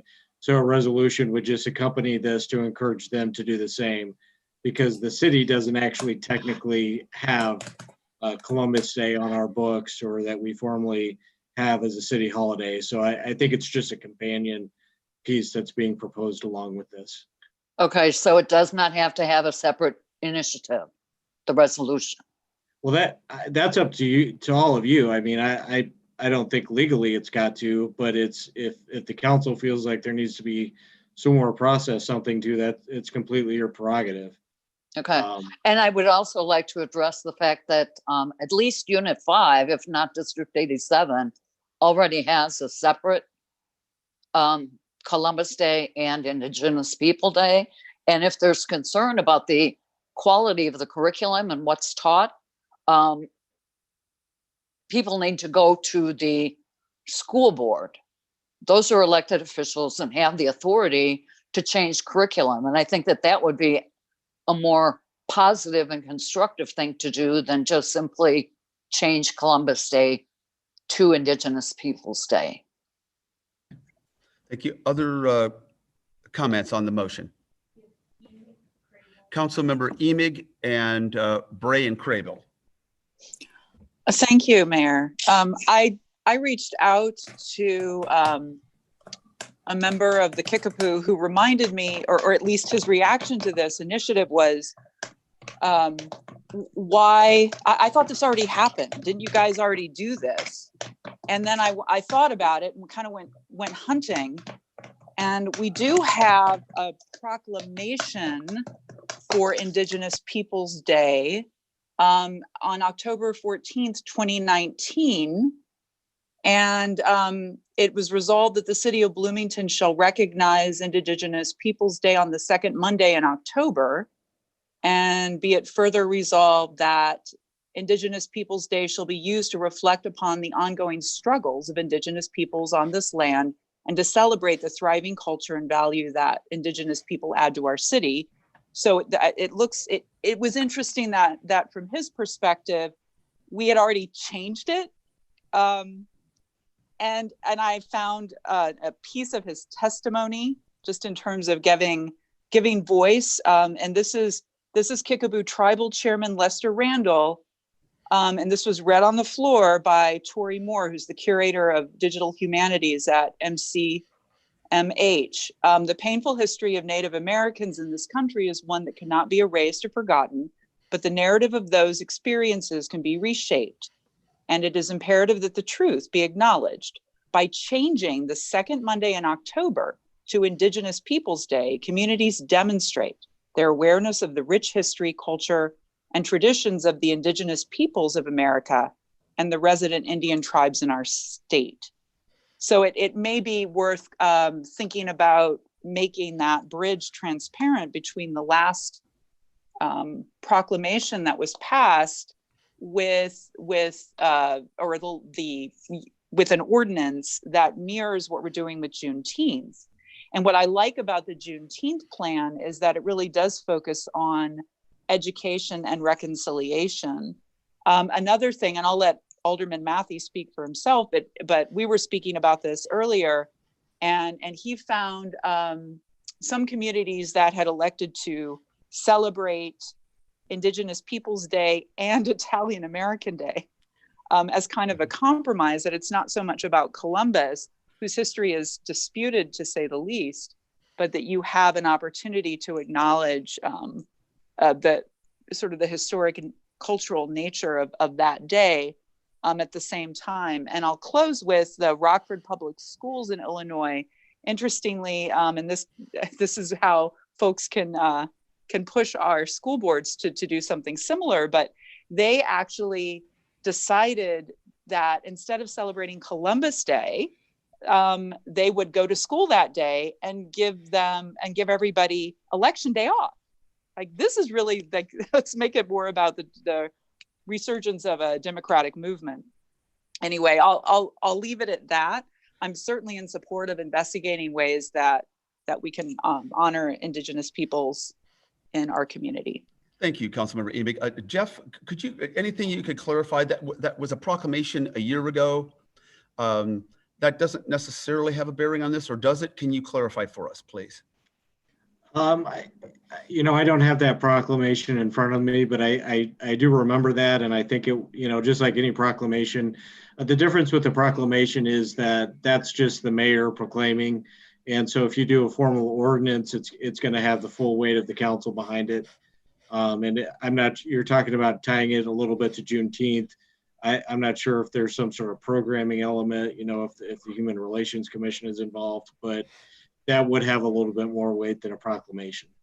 Great, thank you. And again, this ordinance, just to clarify, Mr. Juergens, this is just direction to the council, from the council to staff to come up with an ordinance that we would consider at a later meeting, and possibly a proclamation to our intergovernmental neighbors at a later meeting. Is that correct, Mr. Juergens? Yeah, the way I understand the motion is that we would draft the ordinance similar to what we did with Juneteenth, and that also we would prepare a resolution encouraging the other government bodies. Both of those would be brought back to the council for further debate, consideration, and formal action. Okay, thank you very much. At this point, I'm going to turn to Councilmember Bray and then Craybill. If we need to go further than that, I'm going to have to ask for an extension. Councilmember Bray, you've got the floor. Oh, thank you, Mayor. And thank you for the comments of my colleagues here and for the folks who have weighed in. I also received quite a bit of input from the constituents of Ward 9 in regards to this particular initiative. And I'll just share that what I've heard overwhelmingly from Ward 9 is that constituents there don't favor removing Columbus Day. They don't favor the methodology of decrying certain cultures or people in this way. Instead, they would prefer to honor Indigenous peoples with their own day. And so I heard I think there's space there for us to work consensus on that. And I think what I'm hearing here now with this idea of mirroring Juneteenth, you'll remember Juneteenth is not replacing anything. It's not replacing the 4th of July. It's not replacing other holidays that other cultures or Americans enjoy. Instead, it was an add-in. And again, focusing, I like Julie's comments about focusing on education and also restoration. I'm hearing kind of that from my ward, and I wanted to share that with you. And I'll also share that folks have been very positive about what has been established for Juneteenth. So I think maybe that might be a roadmap for us as we look at these things. I do want to comment procedurally on where we are right now, because we had an initiative that talked about the concepts of an ordinance and giving some guidance back to staff on how to write an ordinance. But what I've heard now is that there's now a second piece about communicating to state and federal representatives about a call for people to do whatever it is we're doing. And frankly, I think that's premature. I don't think that's something that was part of this initially, unless I misunderstood it or missed a line when I read it over. So I would think we need to go a step at a time here. Let's see where we can build consensus on how we can honor those people that live in our community and their heritage. I'm very proud to say that I have a great grandmother who was from an American Indian tribe.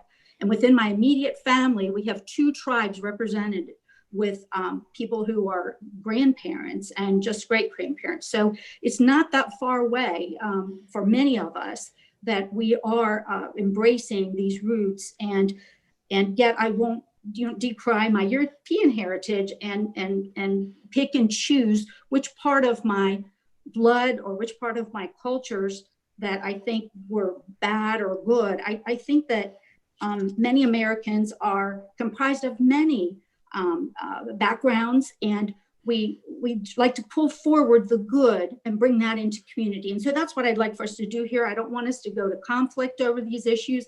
I don't want us to name call on these issues. I want us to talk about this in a real caring manner with one another about who it is that we want to honor and how we honor them. And we don't have to dishonor others to do that.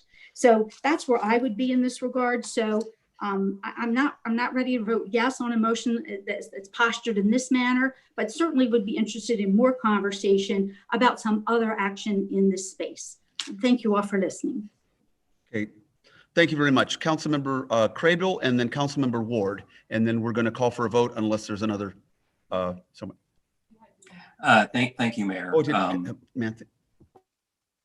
Thank you, Mayor. So I just first of all want to start out with some comments made in public comment by Serena Fish, referencing that an alderman happened not to be born in the U.S. and that should somehow put into question what she says or does. As someone married to an immigrant, I find that offensive and disgusting, and I can't believe someone with those views serves on our Public Safety and Community Relation Board. I'm supportive of this initiative, and I think we should celebrate it similar to Juneteenth. And we should, I think recognition of this day pushes back on the invisibility of Native peoples and takes away that invisibility to start. Also, I think it's important to note that we don't recognize Columbus Day now, so we would not be replacing another holiday similar to Juneteenth. And I think on the resolution, I think it would be good for staff to draft that, and we can ultimately vote on whether we want the ordinance, whether we want the resolution, whether we want both, but let's just have that in front of us. And I don't think we're saying any culture is bad. I think we're basically saying that Columbus was bad. I also want to recognize, in doing my research, that some of the tribes that were in this area include the Kickapoo, but also the Peoria, the Miami, and the Oyata tribes. And most of these were eliminated by about 1850 through warfare and resettlement. And they've contributed much to our community in the form of their labor, technology, science, philosophy, arts, and spirituality. Indigenous People Day arose as a result of visibility of American Indians in a very different time period during the Civil Rights Movement. This Red Power movement, as they called it, aimed to make American Indian people politically visible in American society. And this advocacy culminated in the late 1980s with South Dakota first passing the resolution to celebrate Indigenous Peoples Day. It would not be unusual for us to celebrate it. More than 150 cities already recognize the holiday. If we pride ourselves on being diverse and inclusive, we need to recognize an ordinance recognizing Indigenous Peoples Day as a city holiday and use that to celebrate Indigenous people. Thank you.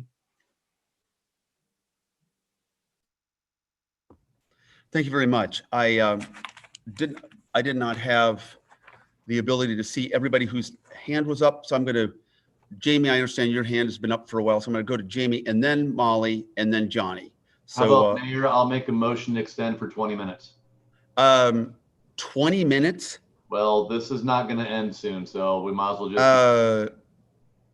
Okay, 20. Okay, this is, well, again, remember, this is just directing staff. If everybody can understand this, we're just directing staff. So I'm obviously making a motion for 20 minutes, but before we go down the path of another 20 minutes, before we even begin to think about this, let's remember this is just directing staff. So is there a second to Councilmember Matthews' motion? Second by Councilmember Bolin. Madam Clerk, would you call the roll? Councilmember Matthew. Yes. Councilmember Bolin. Yes. Councilmember Milawamble. Yes. Councilmember Emig. Yes. Councilmember Painter. Yes. Councilmember Carrillo. Yes. Councilmember Ward. Aye. Councilmember Crable. Yes. Councilmember Bray. Yes. Okay, and I'm going to hold this very tightly to this time frame. So at this point, Councilmember Matthew, go ahead, and then Councilmember Ward and Painter. Thanks, Jamie? Mayor. And I just didn't want us to get in a situation where we did 10 minutes and 10 minutes and 5 minutes, and we've done that before. So I thought this was faster to do this. Julie and I had a great conversation talking about this and trying to kind of work out some concepts in our own minds as we were, because there's a lot of various factors that are in play, right? And I think that, to me, I think that, I would like to, I found it very interesting when Julie told me that when she reached out, that gentleman from the Kickapoo thought this was already done. And that's, because people have said, well, why aren't our Indigenous people in the area coming forward? They thought we already did this, right? And I think that that's an interesting addition to the conversation that, so if we want to, between now and the next meeting, reach out again and just say, hey, given the scope of where we are right now, what do you think and what do you feel? Let's certainly bring our local folks back into the conversation as well. So I think that's a good thing. I think that we can reach some sort of a compromise. In my readings, I found multiple different cities where they celebrated Indigenous People Days and Italian Culture Day or Italian Heritage Day on the same day. There's also a couple states that celebrate Indigenous People and Christopher Columbus Day on the same day. And that does seem weird to me at best. I personally, where I would go with all this is I would be in favor of either an Indigenous People Day or an Indigenous People / Italian Americans Day, because while it was certainly not as long, I think that there was definitely some very valid concerns of why Columbus Day was brought forward. I don't want to discount that. There's different time periods, but it doesn't matter, right? Bad's bad. And so let's celebrate the heritages of both. But to me personally, I think that having Christopher Columbus' name attached to it in any way, shape, or form is antithetical to actually the entire goal of anything that we're talking about. So if it's Italian Heritage Day, great. But I think that we definitely need to make sure that the Columbus is removed from the picture. Yes, he was a great navigator. He certainly was not the first navigator. He was hundreds of years behind the first navigators, if not even longer in the South Pacific. So, lots of great navigators, lots of people did great things, but very few people did such bad things on an epic scale. So that's my thoughts. Thank you. At this point, Councilmember Ward and then Painter. Yeah, I just have a point of clarification, and I'm not sure who can perhaps give this, but I've heard a number of people talking about replacing Columbus Day with Indigenous Peoples Day, but it was my understanding that this isn't a city holiday to begin with. And so I'm wondering if someone could clarify for me what it is we're replacing if we were to have Indigenous Peoples Day. And then we could go to, I'm going to go to the maker, excuse me, I'm going to go to the maker of the motion. Thank you for that great question. Yeah, I think it's about intention, right? Technically, Columbus Day is not a city holiday, so we're not replacing anything. We are just establishing Indigenous Peoples Day in a much more institutionalized way than the proclamation did 2 years ago. However, I think the secondary piece, like, because there is something, as Councilmember Matthews said, that is strange about, like, on a state and federal level celebrating Columbus Day, and then on a city level celebrating Indigenous Peoples Day. Hence the second part about, like, can we encourage our state and federal legislators to also replace the day? And yeah, so I hope that clarifies. Absolutely. I wanted to give voice to that because it seems confusing to me to continuously refer to something being thrown out when in reality it's not here to begin with.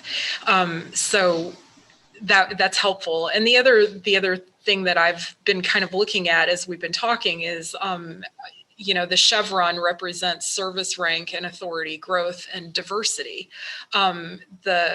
The values of our city are service-centered, results-driven, inclusive. And so it seems to me that whatever we wind up asking the staff to do and whatever they come up with needs to go back to those values that we have as a city that we've already claimed. It's right there on the front of the agenda. Thank you very much, Councilmember Ward. And we're going to move to Councilmember Painter. Johnny? Thank you. I'm glad the way that this is shaping up. A lot of my concerns have been addressed.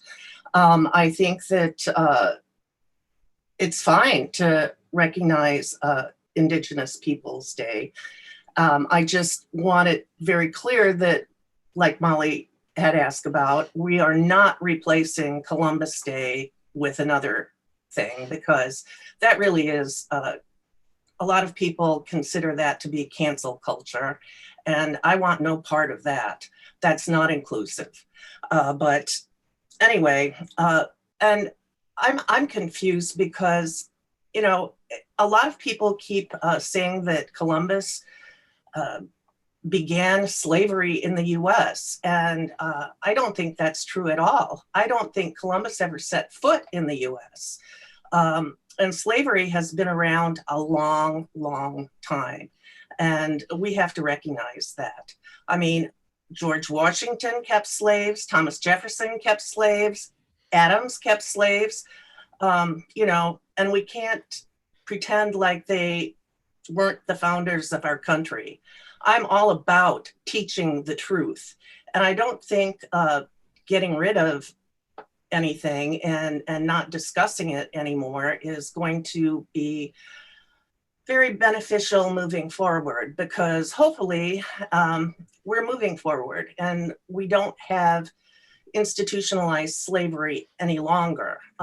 Things are getting better. So, let's keep moving forward in a positive direction. And thank you, Julie, for doing such good homework about the Kickapoo. I was thinking about reaching out to them myself. I know they have powwows every year in Ellsworth, and I'm very interested in knowing what they would want us to do to celebrate their heritage. So thank you. I'm ready to explore this further. Thank you very much. We have, okay, wow. We have 4 people. Council member in this order: Emig, Carrillo, Milawambwe, and Bolin. And go to Julie. Thank you, Mayor. I'll be quick. There is an initiative in the state legislature by State Representative Ramirez that to push this forward at the state level. So things are happening elsewhere. But I just wanted to say that it's really important to me that we not conflate what it means to celebrate someone and honoring cultural history. You know, I agree that we have to look at the entire spectrum, and as an educator, it's more important than ever to teach our students how to be very critical of the historical record.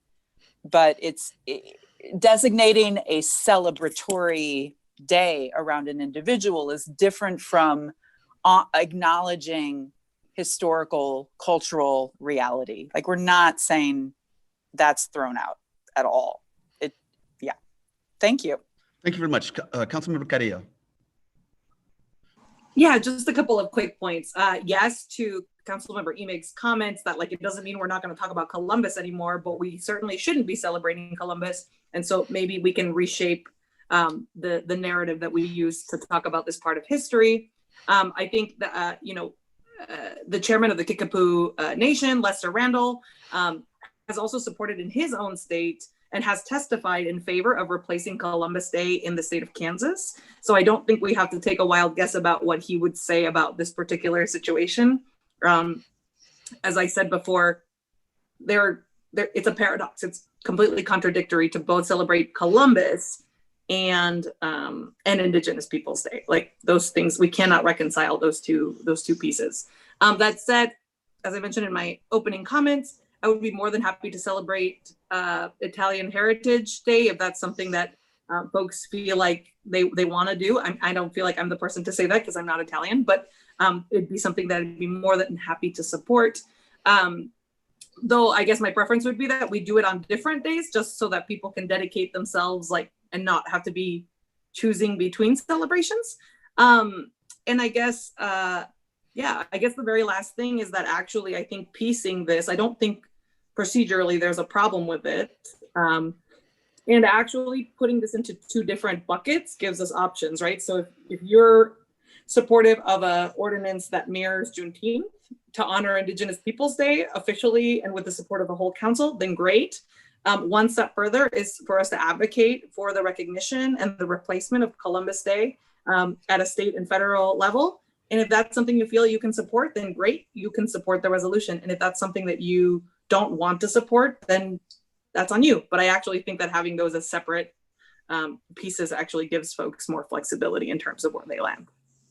And just to clarify, Jen, the only thing we're voting on here tonight, if it passes, is to give direction to staff to prepare those things to bring back to us, just to clarify. So we're not voting or passing anything other than providing direction to staff. Yes. At this point, I'm going to move to Councilmember Lawambwe and then Bolin. Mboka? You're on muted. Mute, Mboka. Yes.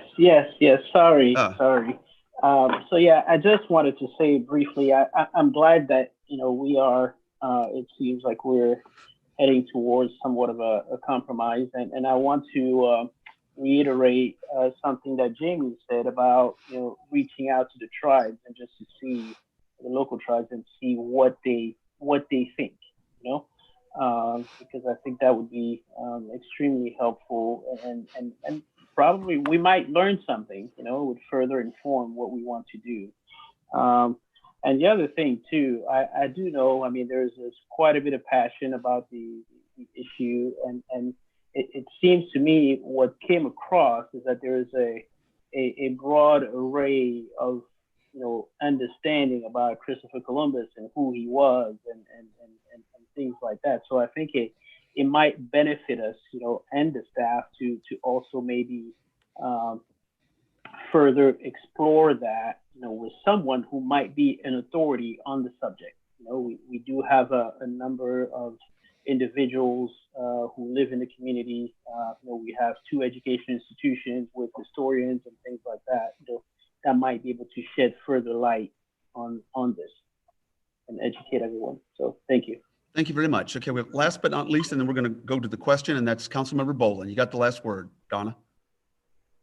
Oh, the last word. No, I've been listening to all the different comments and everything, and I appreciate all the feedback. I have a little quote here I'm going to read, and then I'll go on. History is not here for you to like or dislike. it's there for you to learn from it. And if it offends you, even better, because you will not repeat it. It's not ours to erase, and it belongs to all of us. All cultures have good, bad, and ugly chapters. And referring to history, this is just a broad history. I don't like to focus on individual events. I asked myself the question, why did Columbus do what he did? Why did he go on this voyage? And it really started with the North African slave trade, who invaded Europe and captured the trade route to the east, the European trade route to the east, which then caused Europe, specifically Spain, to fund Columbus's travels westward in order to trade. And unfortunately, the consequences were death, but the primary consequences were from infectious diseases that, just like now, there's no immunity. The Indians did not have immunity. So that is part of the equation also. And what I would support, I really would prefer separate days to give each topic, historic topic, adequate information. And I would like to somehow reach out to the school boards. Somebody should reach out to the school boards and try to coordinate this and get something on their curriculum that will really support the education component. Okay, thank you for, okay, that was supposed to be the last word, and I've got two people who want to speak again. Okay, we're gonna run up against the clock, but I'm gonna give each of you about a minute. Councilmember Carrillo and then Bray. If you could be as succinct as you can. Let's go ahead. I just need 2 seconds. And Councilmember Bolin, I appreciate your intentions. We should refer to people who are not Indians as Indian, like people from India are Indian. Native peoples, Indigenous peoples are the folks that we are talking about when it pertains to this resolution. And, you know, as we're talking about history and keeping the record straight, like that needs to be acknowledged. That's not Thanks. Thank you very much. Councilmember Bray. So thank you, Councilmember Carrillo, on that piece, because one of the things that comes to my mind is, you know, I think we need to get some thoughts around who are we honoring here. My family, they're American Indian, and we refer to them as American Indian. Perhaps you're referring to some other groups, and that's fine too. Let's just figure out what this is. But procedurally, your motion steps into saying you do want to replace Columbus Day with Indigenous Peoples Day. So that's what we're being asked right now. And not only to do that, but also to go forward and tell our state and federal representatives to do the same. And so I don't, I'm thinking that this motion as it exists, I don't think that it represents the consensus that we've just reached here today. So I'm going to stop there because I intend to vote no because of the way this is postured at this time. Thank you. Madam Clerk, could you reiterate the motion? If you could restate the motion for us as it was made. Sure. The motion on the floor is for staff to be directed to bring back an ordinance to consider Indigenous Peoples Day, referencing also that Columbus Day be replaced and that a resolution be brought forward to give direction to state and federal and local peers to replace Columbus Day with Indigenous Peoples Day. Okay, and just to clarify, Mr. Juergens, just to clarify, since we really aren't replacing Columbus Day because we don't celebrate Columbus Day, does this still stand on its own, Mr. Juergens? As the motion's made? You're muted, Jeff. Jeff? Okay. Sorry, Mike. Yeah. Okay, go ahead, Jeff. Just wanted to say, because that's the way the motion was made and consistent with, I think, what Alderwoman Bray had suggested. But if this passes, since we're really not replacing it, is that something that we could, it would still be clear to staff what to do on this? I think it would be, since there's nothing to replace, I think we've got the flavor as to what's going on, the intent behind the motion. And so that is what would be prepared and presented to the council. Okay. And our follow-up. So at this point, we're going to go ahead and vote on the motion, and irrespective of how it was phrased, since we don't support Columbus Day right now, this would be direction to the staff to develop an ordinance recognizing Indigenous Peoples Day, and then possibly a separate follow-up which something actually the mayor could do. I could send out a note myself. I'm not going to do that without the council suggesting it, but to other governmental agencies. So, Madam Clerk, then we're going to go ahead and call the roll on the motion that we have on the floor. And again, this is to direct staff to develop an ordinance supporting Indigenous Peoples Day. Madam Clerk. Yes, and I just want to clarify, it is also directing staff to draft a resolution. Oh, I'm sorry. Thank you very much, Madam Clerk. Councilmember Mathey.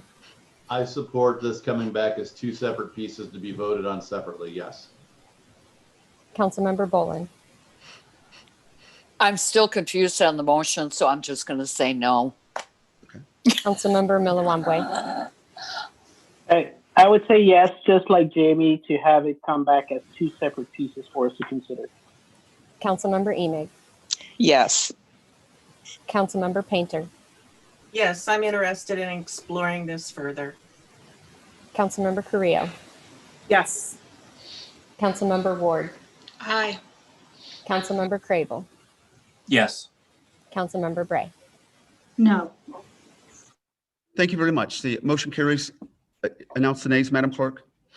Councilmember Bolin and Councilmember Bray. Thank you very much. We're going to go ahead and go on to item C, 10C on our regular agenda, and that's consideration and potential action regarding ordinance 2020-18. That's declaring a local emergency. I'm going to turn this over to Mr. Gleason to give us some updates and any questions council may have. Mr. Gleason, thank you. Thank you, Mayor and Council. No addendums or amendments to the emergency order tonight, but there will be some coming in the near future to consider extensions that are already in place that have a time limit. Thank you. Thank you, Tim. Any questions of Mr. Gleason from the council?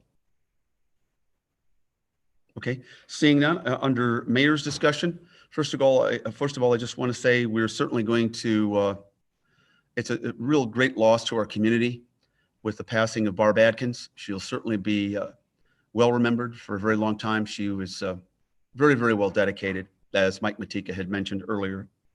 I also want to say that we're going to miss Scott Black, even though he's moving closer to City Hall.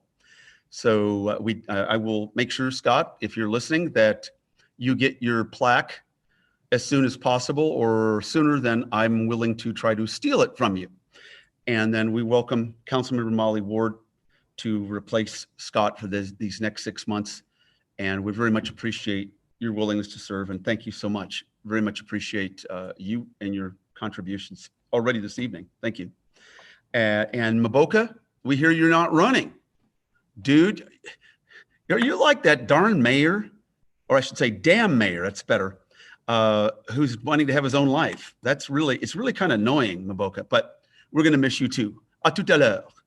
And at this point, council discussions. We're going to start with Ward 1, and we'll go around the dais if you were all here. Councilmember Mathey, any comments or announcements? Sorry, Mayor, if I could please interrupt. We skipped over city manager's discussion. Oh, I'm sorry. I was lumping those two together. I'm sorry. Tim, I apologize. I was lumping your discussion with the emergency with your city manager discussion. Before we go to the city council members' comments, Mr. Gleason, I know you have some things for us. I apologize. Thank you, Mayor and Council. And for the record, I've been lumped before, so this is not the first time. So rude. All right. We won't ask about that. Not going to do it. Okay. Phil, can you pull the first slide? Indoors Farmers Market, November 21st. It's at the arena from 9 a.m. to 1 p.m. And we've had great attendance over the course of the summer and expect this to be well attended as well. Next slide. Season of Small. Celebrate shopping small all season long. This is celebrated through the holiday season that begins November 28th, runs through Christmas Eve Day, December 24th. And then additionally, former Alderman Scott Black did want to share with everyone that he is watching and appreciates the recognition earlier in the council meeting. And then also I wanted to share next week at the Committee of the Whole. Library is going to make their presentation that's been shared with this elected body this past week, but they're going to make their presentation to the community. It's the very first peek, if you will, at what the new and improved library expansion proposal will look like. And then Fire Chief Brian Moore, his last day is tomorrow, retiring effective Monday, but after nearly 30 years of service, Brian, wish you well. And then lastly, I want to say to the community, to the staff, to the elected, happy Veterans Day. Thank you for your service on Wednesday. Thank you, Mr. Gleason. We're going to start with Councilmember Matthey, Ward 1. Well, I was actually going to make a snarky comment that I was willing to bet money Scott was not watching, but apparently that was not true. So I guess he's once a glutton for punishment, always a glutton for punishment. But just a reminder to everybody, leaf vacuuming is happening in the community, and you know, the weather's nice until tomorrow afternoon. So you've got a couple more hours to get things taken care of before things turn Illinois on us. So. And you mean cold, not bankrupt? I meant disturbing. Oh, okay. Gotcha. Thank you, Jamie.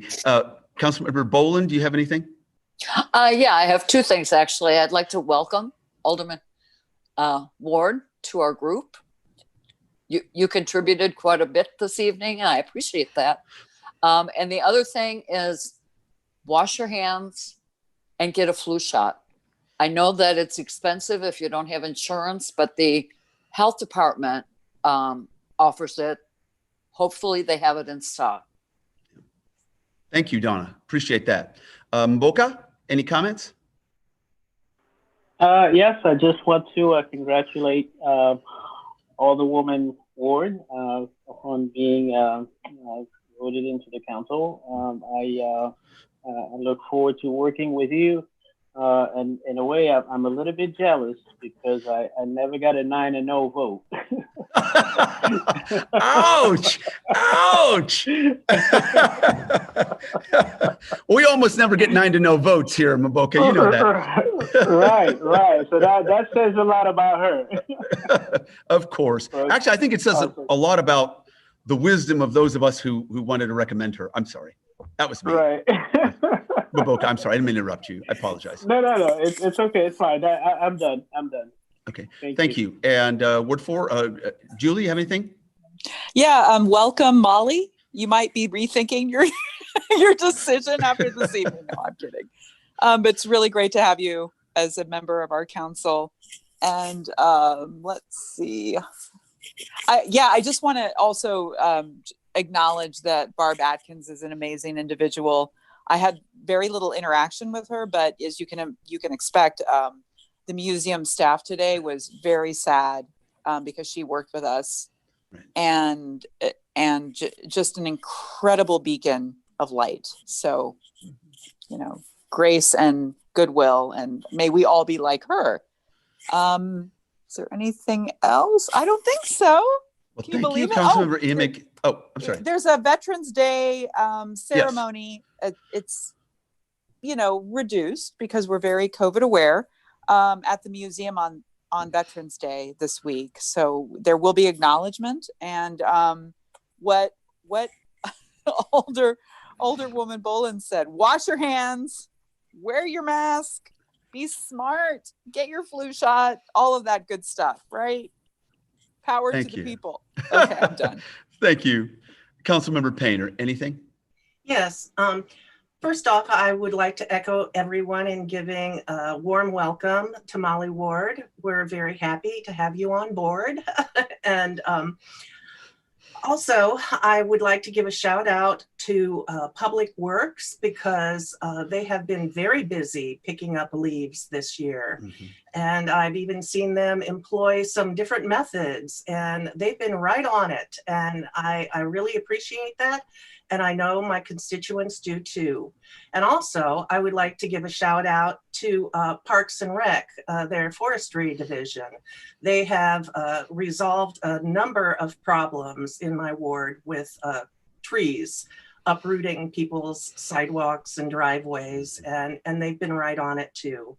And also, lastly, I would like to say that I think the downtown pots look great. So anyway, thank you. I'll pass that along, Johnny, to Bill, who is the head of AB Hatchery. He was asking me about it yesterday. And of course, I told him, I'm sure they look great. But Councilman Carrillo, anything? Yeah, just echoing the welcome to Councilmember Ward. Also, I just wanted to address some of the comments that were brought up in public comment because some folks were asking me about it. So as of the past couple of months, I have been subject to a lot of questions about my citizenship. And that is what a lot of the public commenters were asking about. Some folks saying that the proof that I provided of my citizenship to the city was not sufficient or was fake, that I just like bought a passport for $500 somewhere. All kinds of really ludicrous conspiracy theories that mirror what President Obama went through in the times of when the birther movement was after him. And so, yeah, really disappointing to see that in our community, but definitely know that that doesn't represent the majority of us. Yeah, I really want to thank folks who stepped up and did public comment. It was a surprise to me. And I remember being like a young person in this community, getting my hands all sweaty to go read my public comment. And so know that it takes courage to step up like that. And then I really appreciate the discussion around Indigenous Peoples Day. I think there's much to learn on that topic. And then, yeah, I think that's pretty much all I have. Thank you very much. By the way, some of us would say that you're still a young person in this community, by the way. Councilmember Ward. Good evening, and thanks to all of you for the really warm welcome. It's great to join you and to hopefully be a voice for Ward 7 and represent my neighbors in this community. I wanted to actually tonight just take a moment to point out that if you're out driving about tonight and you happen to be in the neighborhood of the synagogue, you might see some lights on at the synagogue all night long, because tonight is the commemoration of Kristallnacht, or the Night of Broken Glass, which, as hopefully most of you know, marked a pretty sad part of German history back in the 1930s. And so the congregation, in solidarity with other congregations around the world, is lighting up the synagogue all night long and inviting other houses of faith to do the same. And I would like to invite my fellow members of the council and other people who might be listening to this to stand in solidarity with our neighbors against messages of hate, and leave a light on tonight, whether it's your porch light or if you have a kitchen window or wherever, leave a light on tonight. The message that they're sending out is that, hate still exists in our world. It's not a matter of history, it's now. Hate exists, as I think many of us have experienced even just tonight. So light and light tonight against the darkness. Thanks. Thank you, Councilmember Ward. We're going to go ahead. Terry, you're muted. Thank you. Sorry. I'm here with Molly, and so when she was talking, I wanted to unmute myself to avoid the feedback. I apologize. Councilmember Craybill and then Bray. Thanks, Mayor. Also, congratulations to Alderwoman Ward. Welcome. And also thank you to our veterans. I have my next town hall on November 19th at 6 p.m. Please join. I also wanted to talk a little bit about our CDBG funds. I asked Tim today for an update on that. And from what I understand, that the MCCA has nearly expended all their funds, and we expect the cities to start to be dispersing more of its CDBG funds for shelter assistance. So far, it's a little over 38,000, so we've got quite a bit available for people. And so you can check on our website under the COVID resource page for information to apply. And I believe you can also dial 211 to get to PATH, and they'll get you to the right place. And the other thing I wanted to ask is, I know we've expended $150,000 for business, but is there, and you mentioned, Tim, some additional funding coming. Is it possible for some of our bars and restaurants to get some additional funding so that, because I think the safest thing is for them to be, closed right now, but certainly we don't want them to lose out and to go out of business, that type of thing. Is that potentially in the future? Well, this isn't a give and take, but we'll go ahead and very quickly, Tim, can you say that? And then we can bring things back to the council. But normally aldermanic comments are just announcements. Tim? Definitely, yes. That's something that staff is working on. It could be a version 2 of the $4,500 grants that were already allotted. Thank you very much. And we're going to move on to Councilmember Bray. Yes, thank you, Mayor. And I too would like to say welcome to Molly Ward. We're so glad you're here on City Council and serving Ward 7. And thank you for your contributions this evening. And I look forward to those in the future. Also, thank you to our veterans and to their families. We'll be celebrating you this week, and the debt that our country owes you is immeasurable. So thank you. Thank you again, Alderwoman Bray. Thank you, all of you, for bringing up wonderful points, and I very much appreciate it. And at this point, I will look for a motion to adjourn. I'm looking over at Councilmember Ward. Moved by Councilmember Ward, second by Councilmember Boland. All in favor signify by saying aye. Aye. Aye. Those who oppose can stay. Thank you. Bye-bye.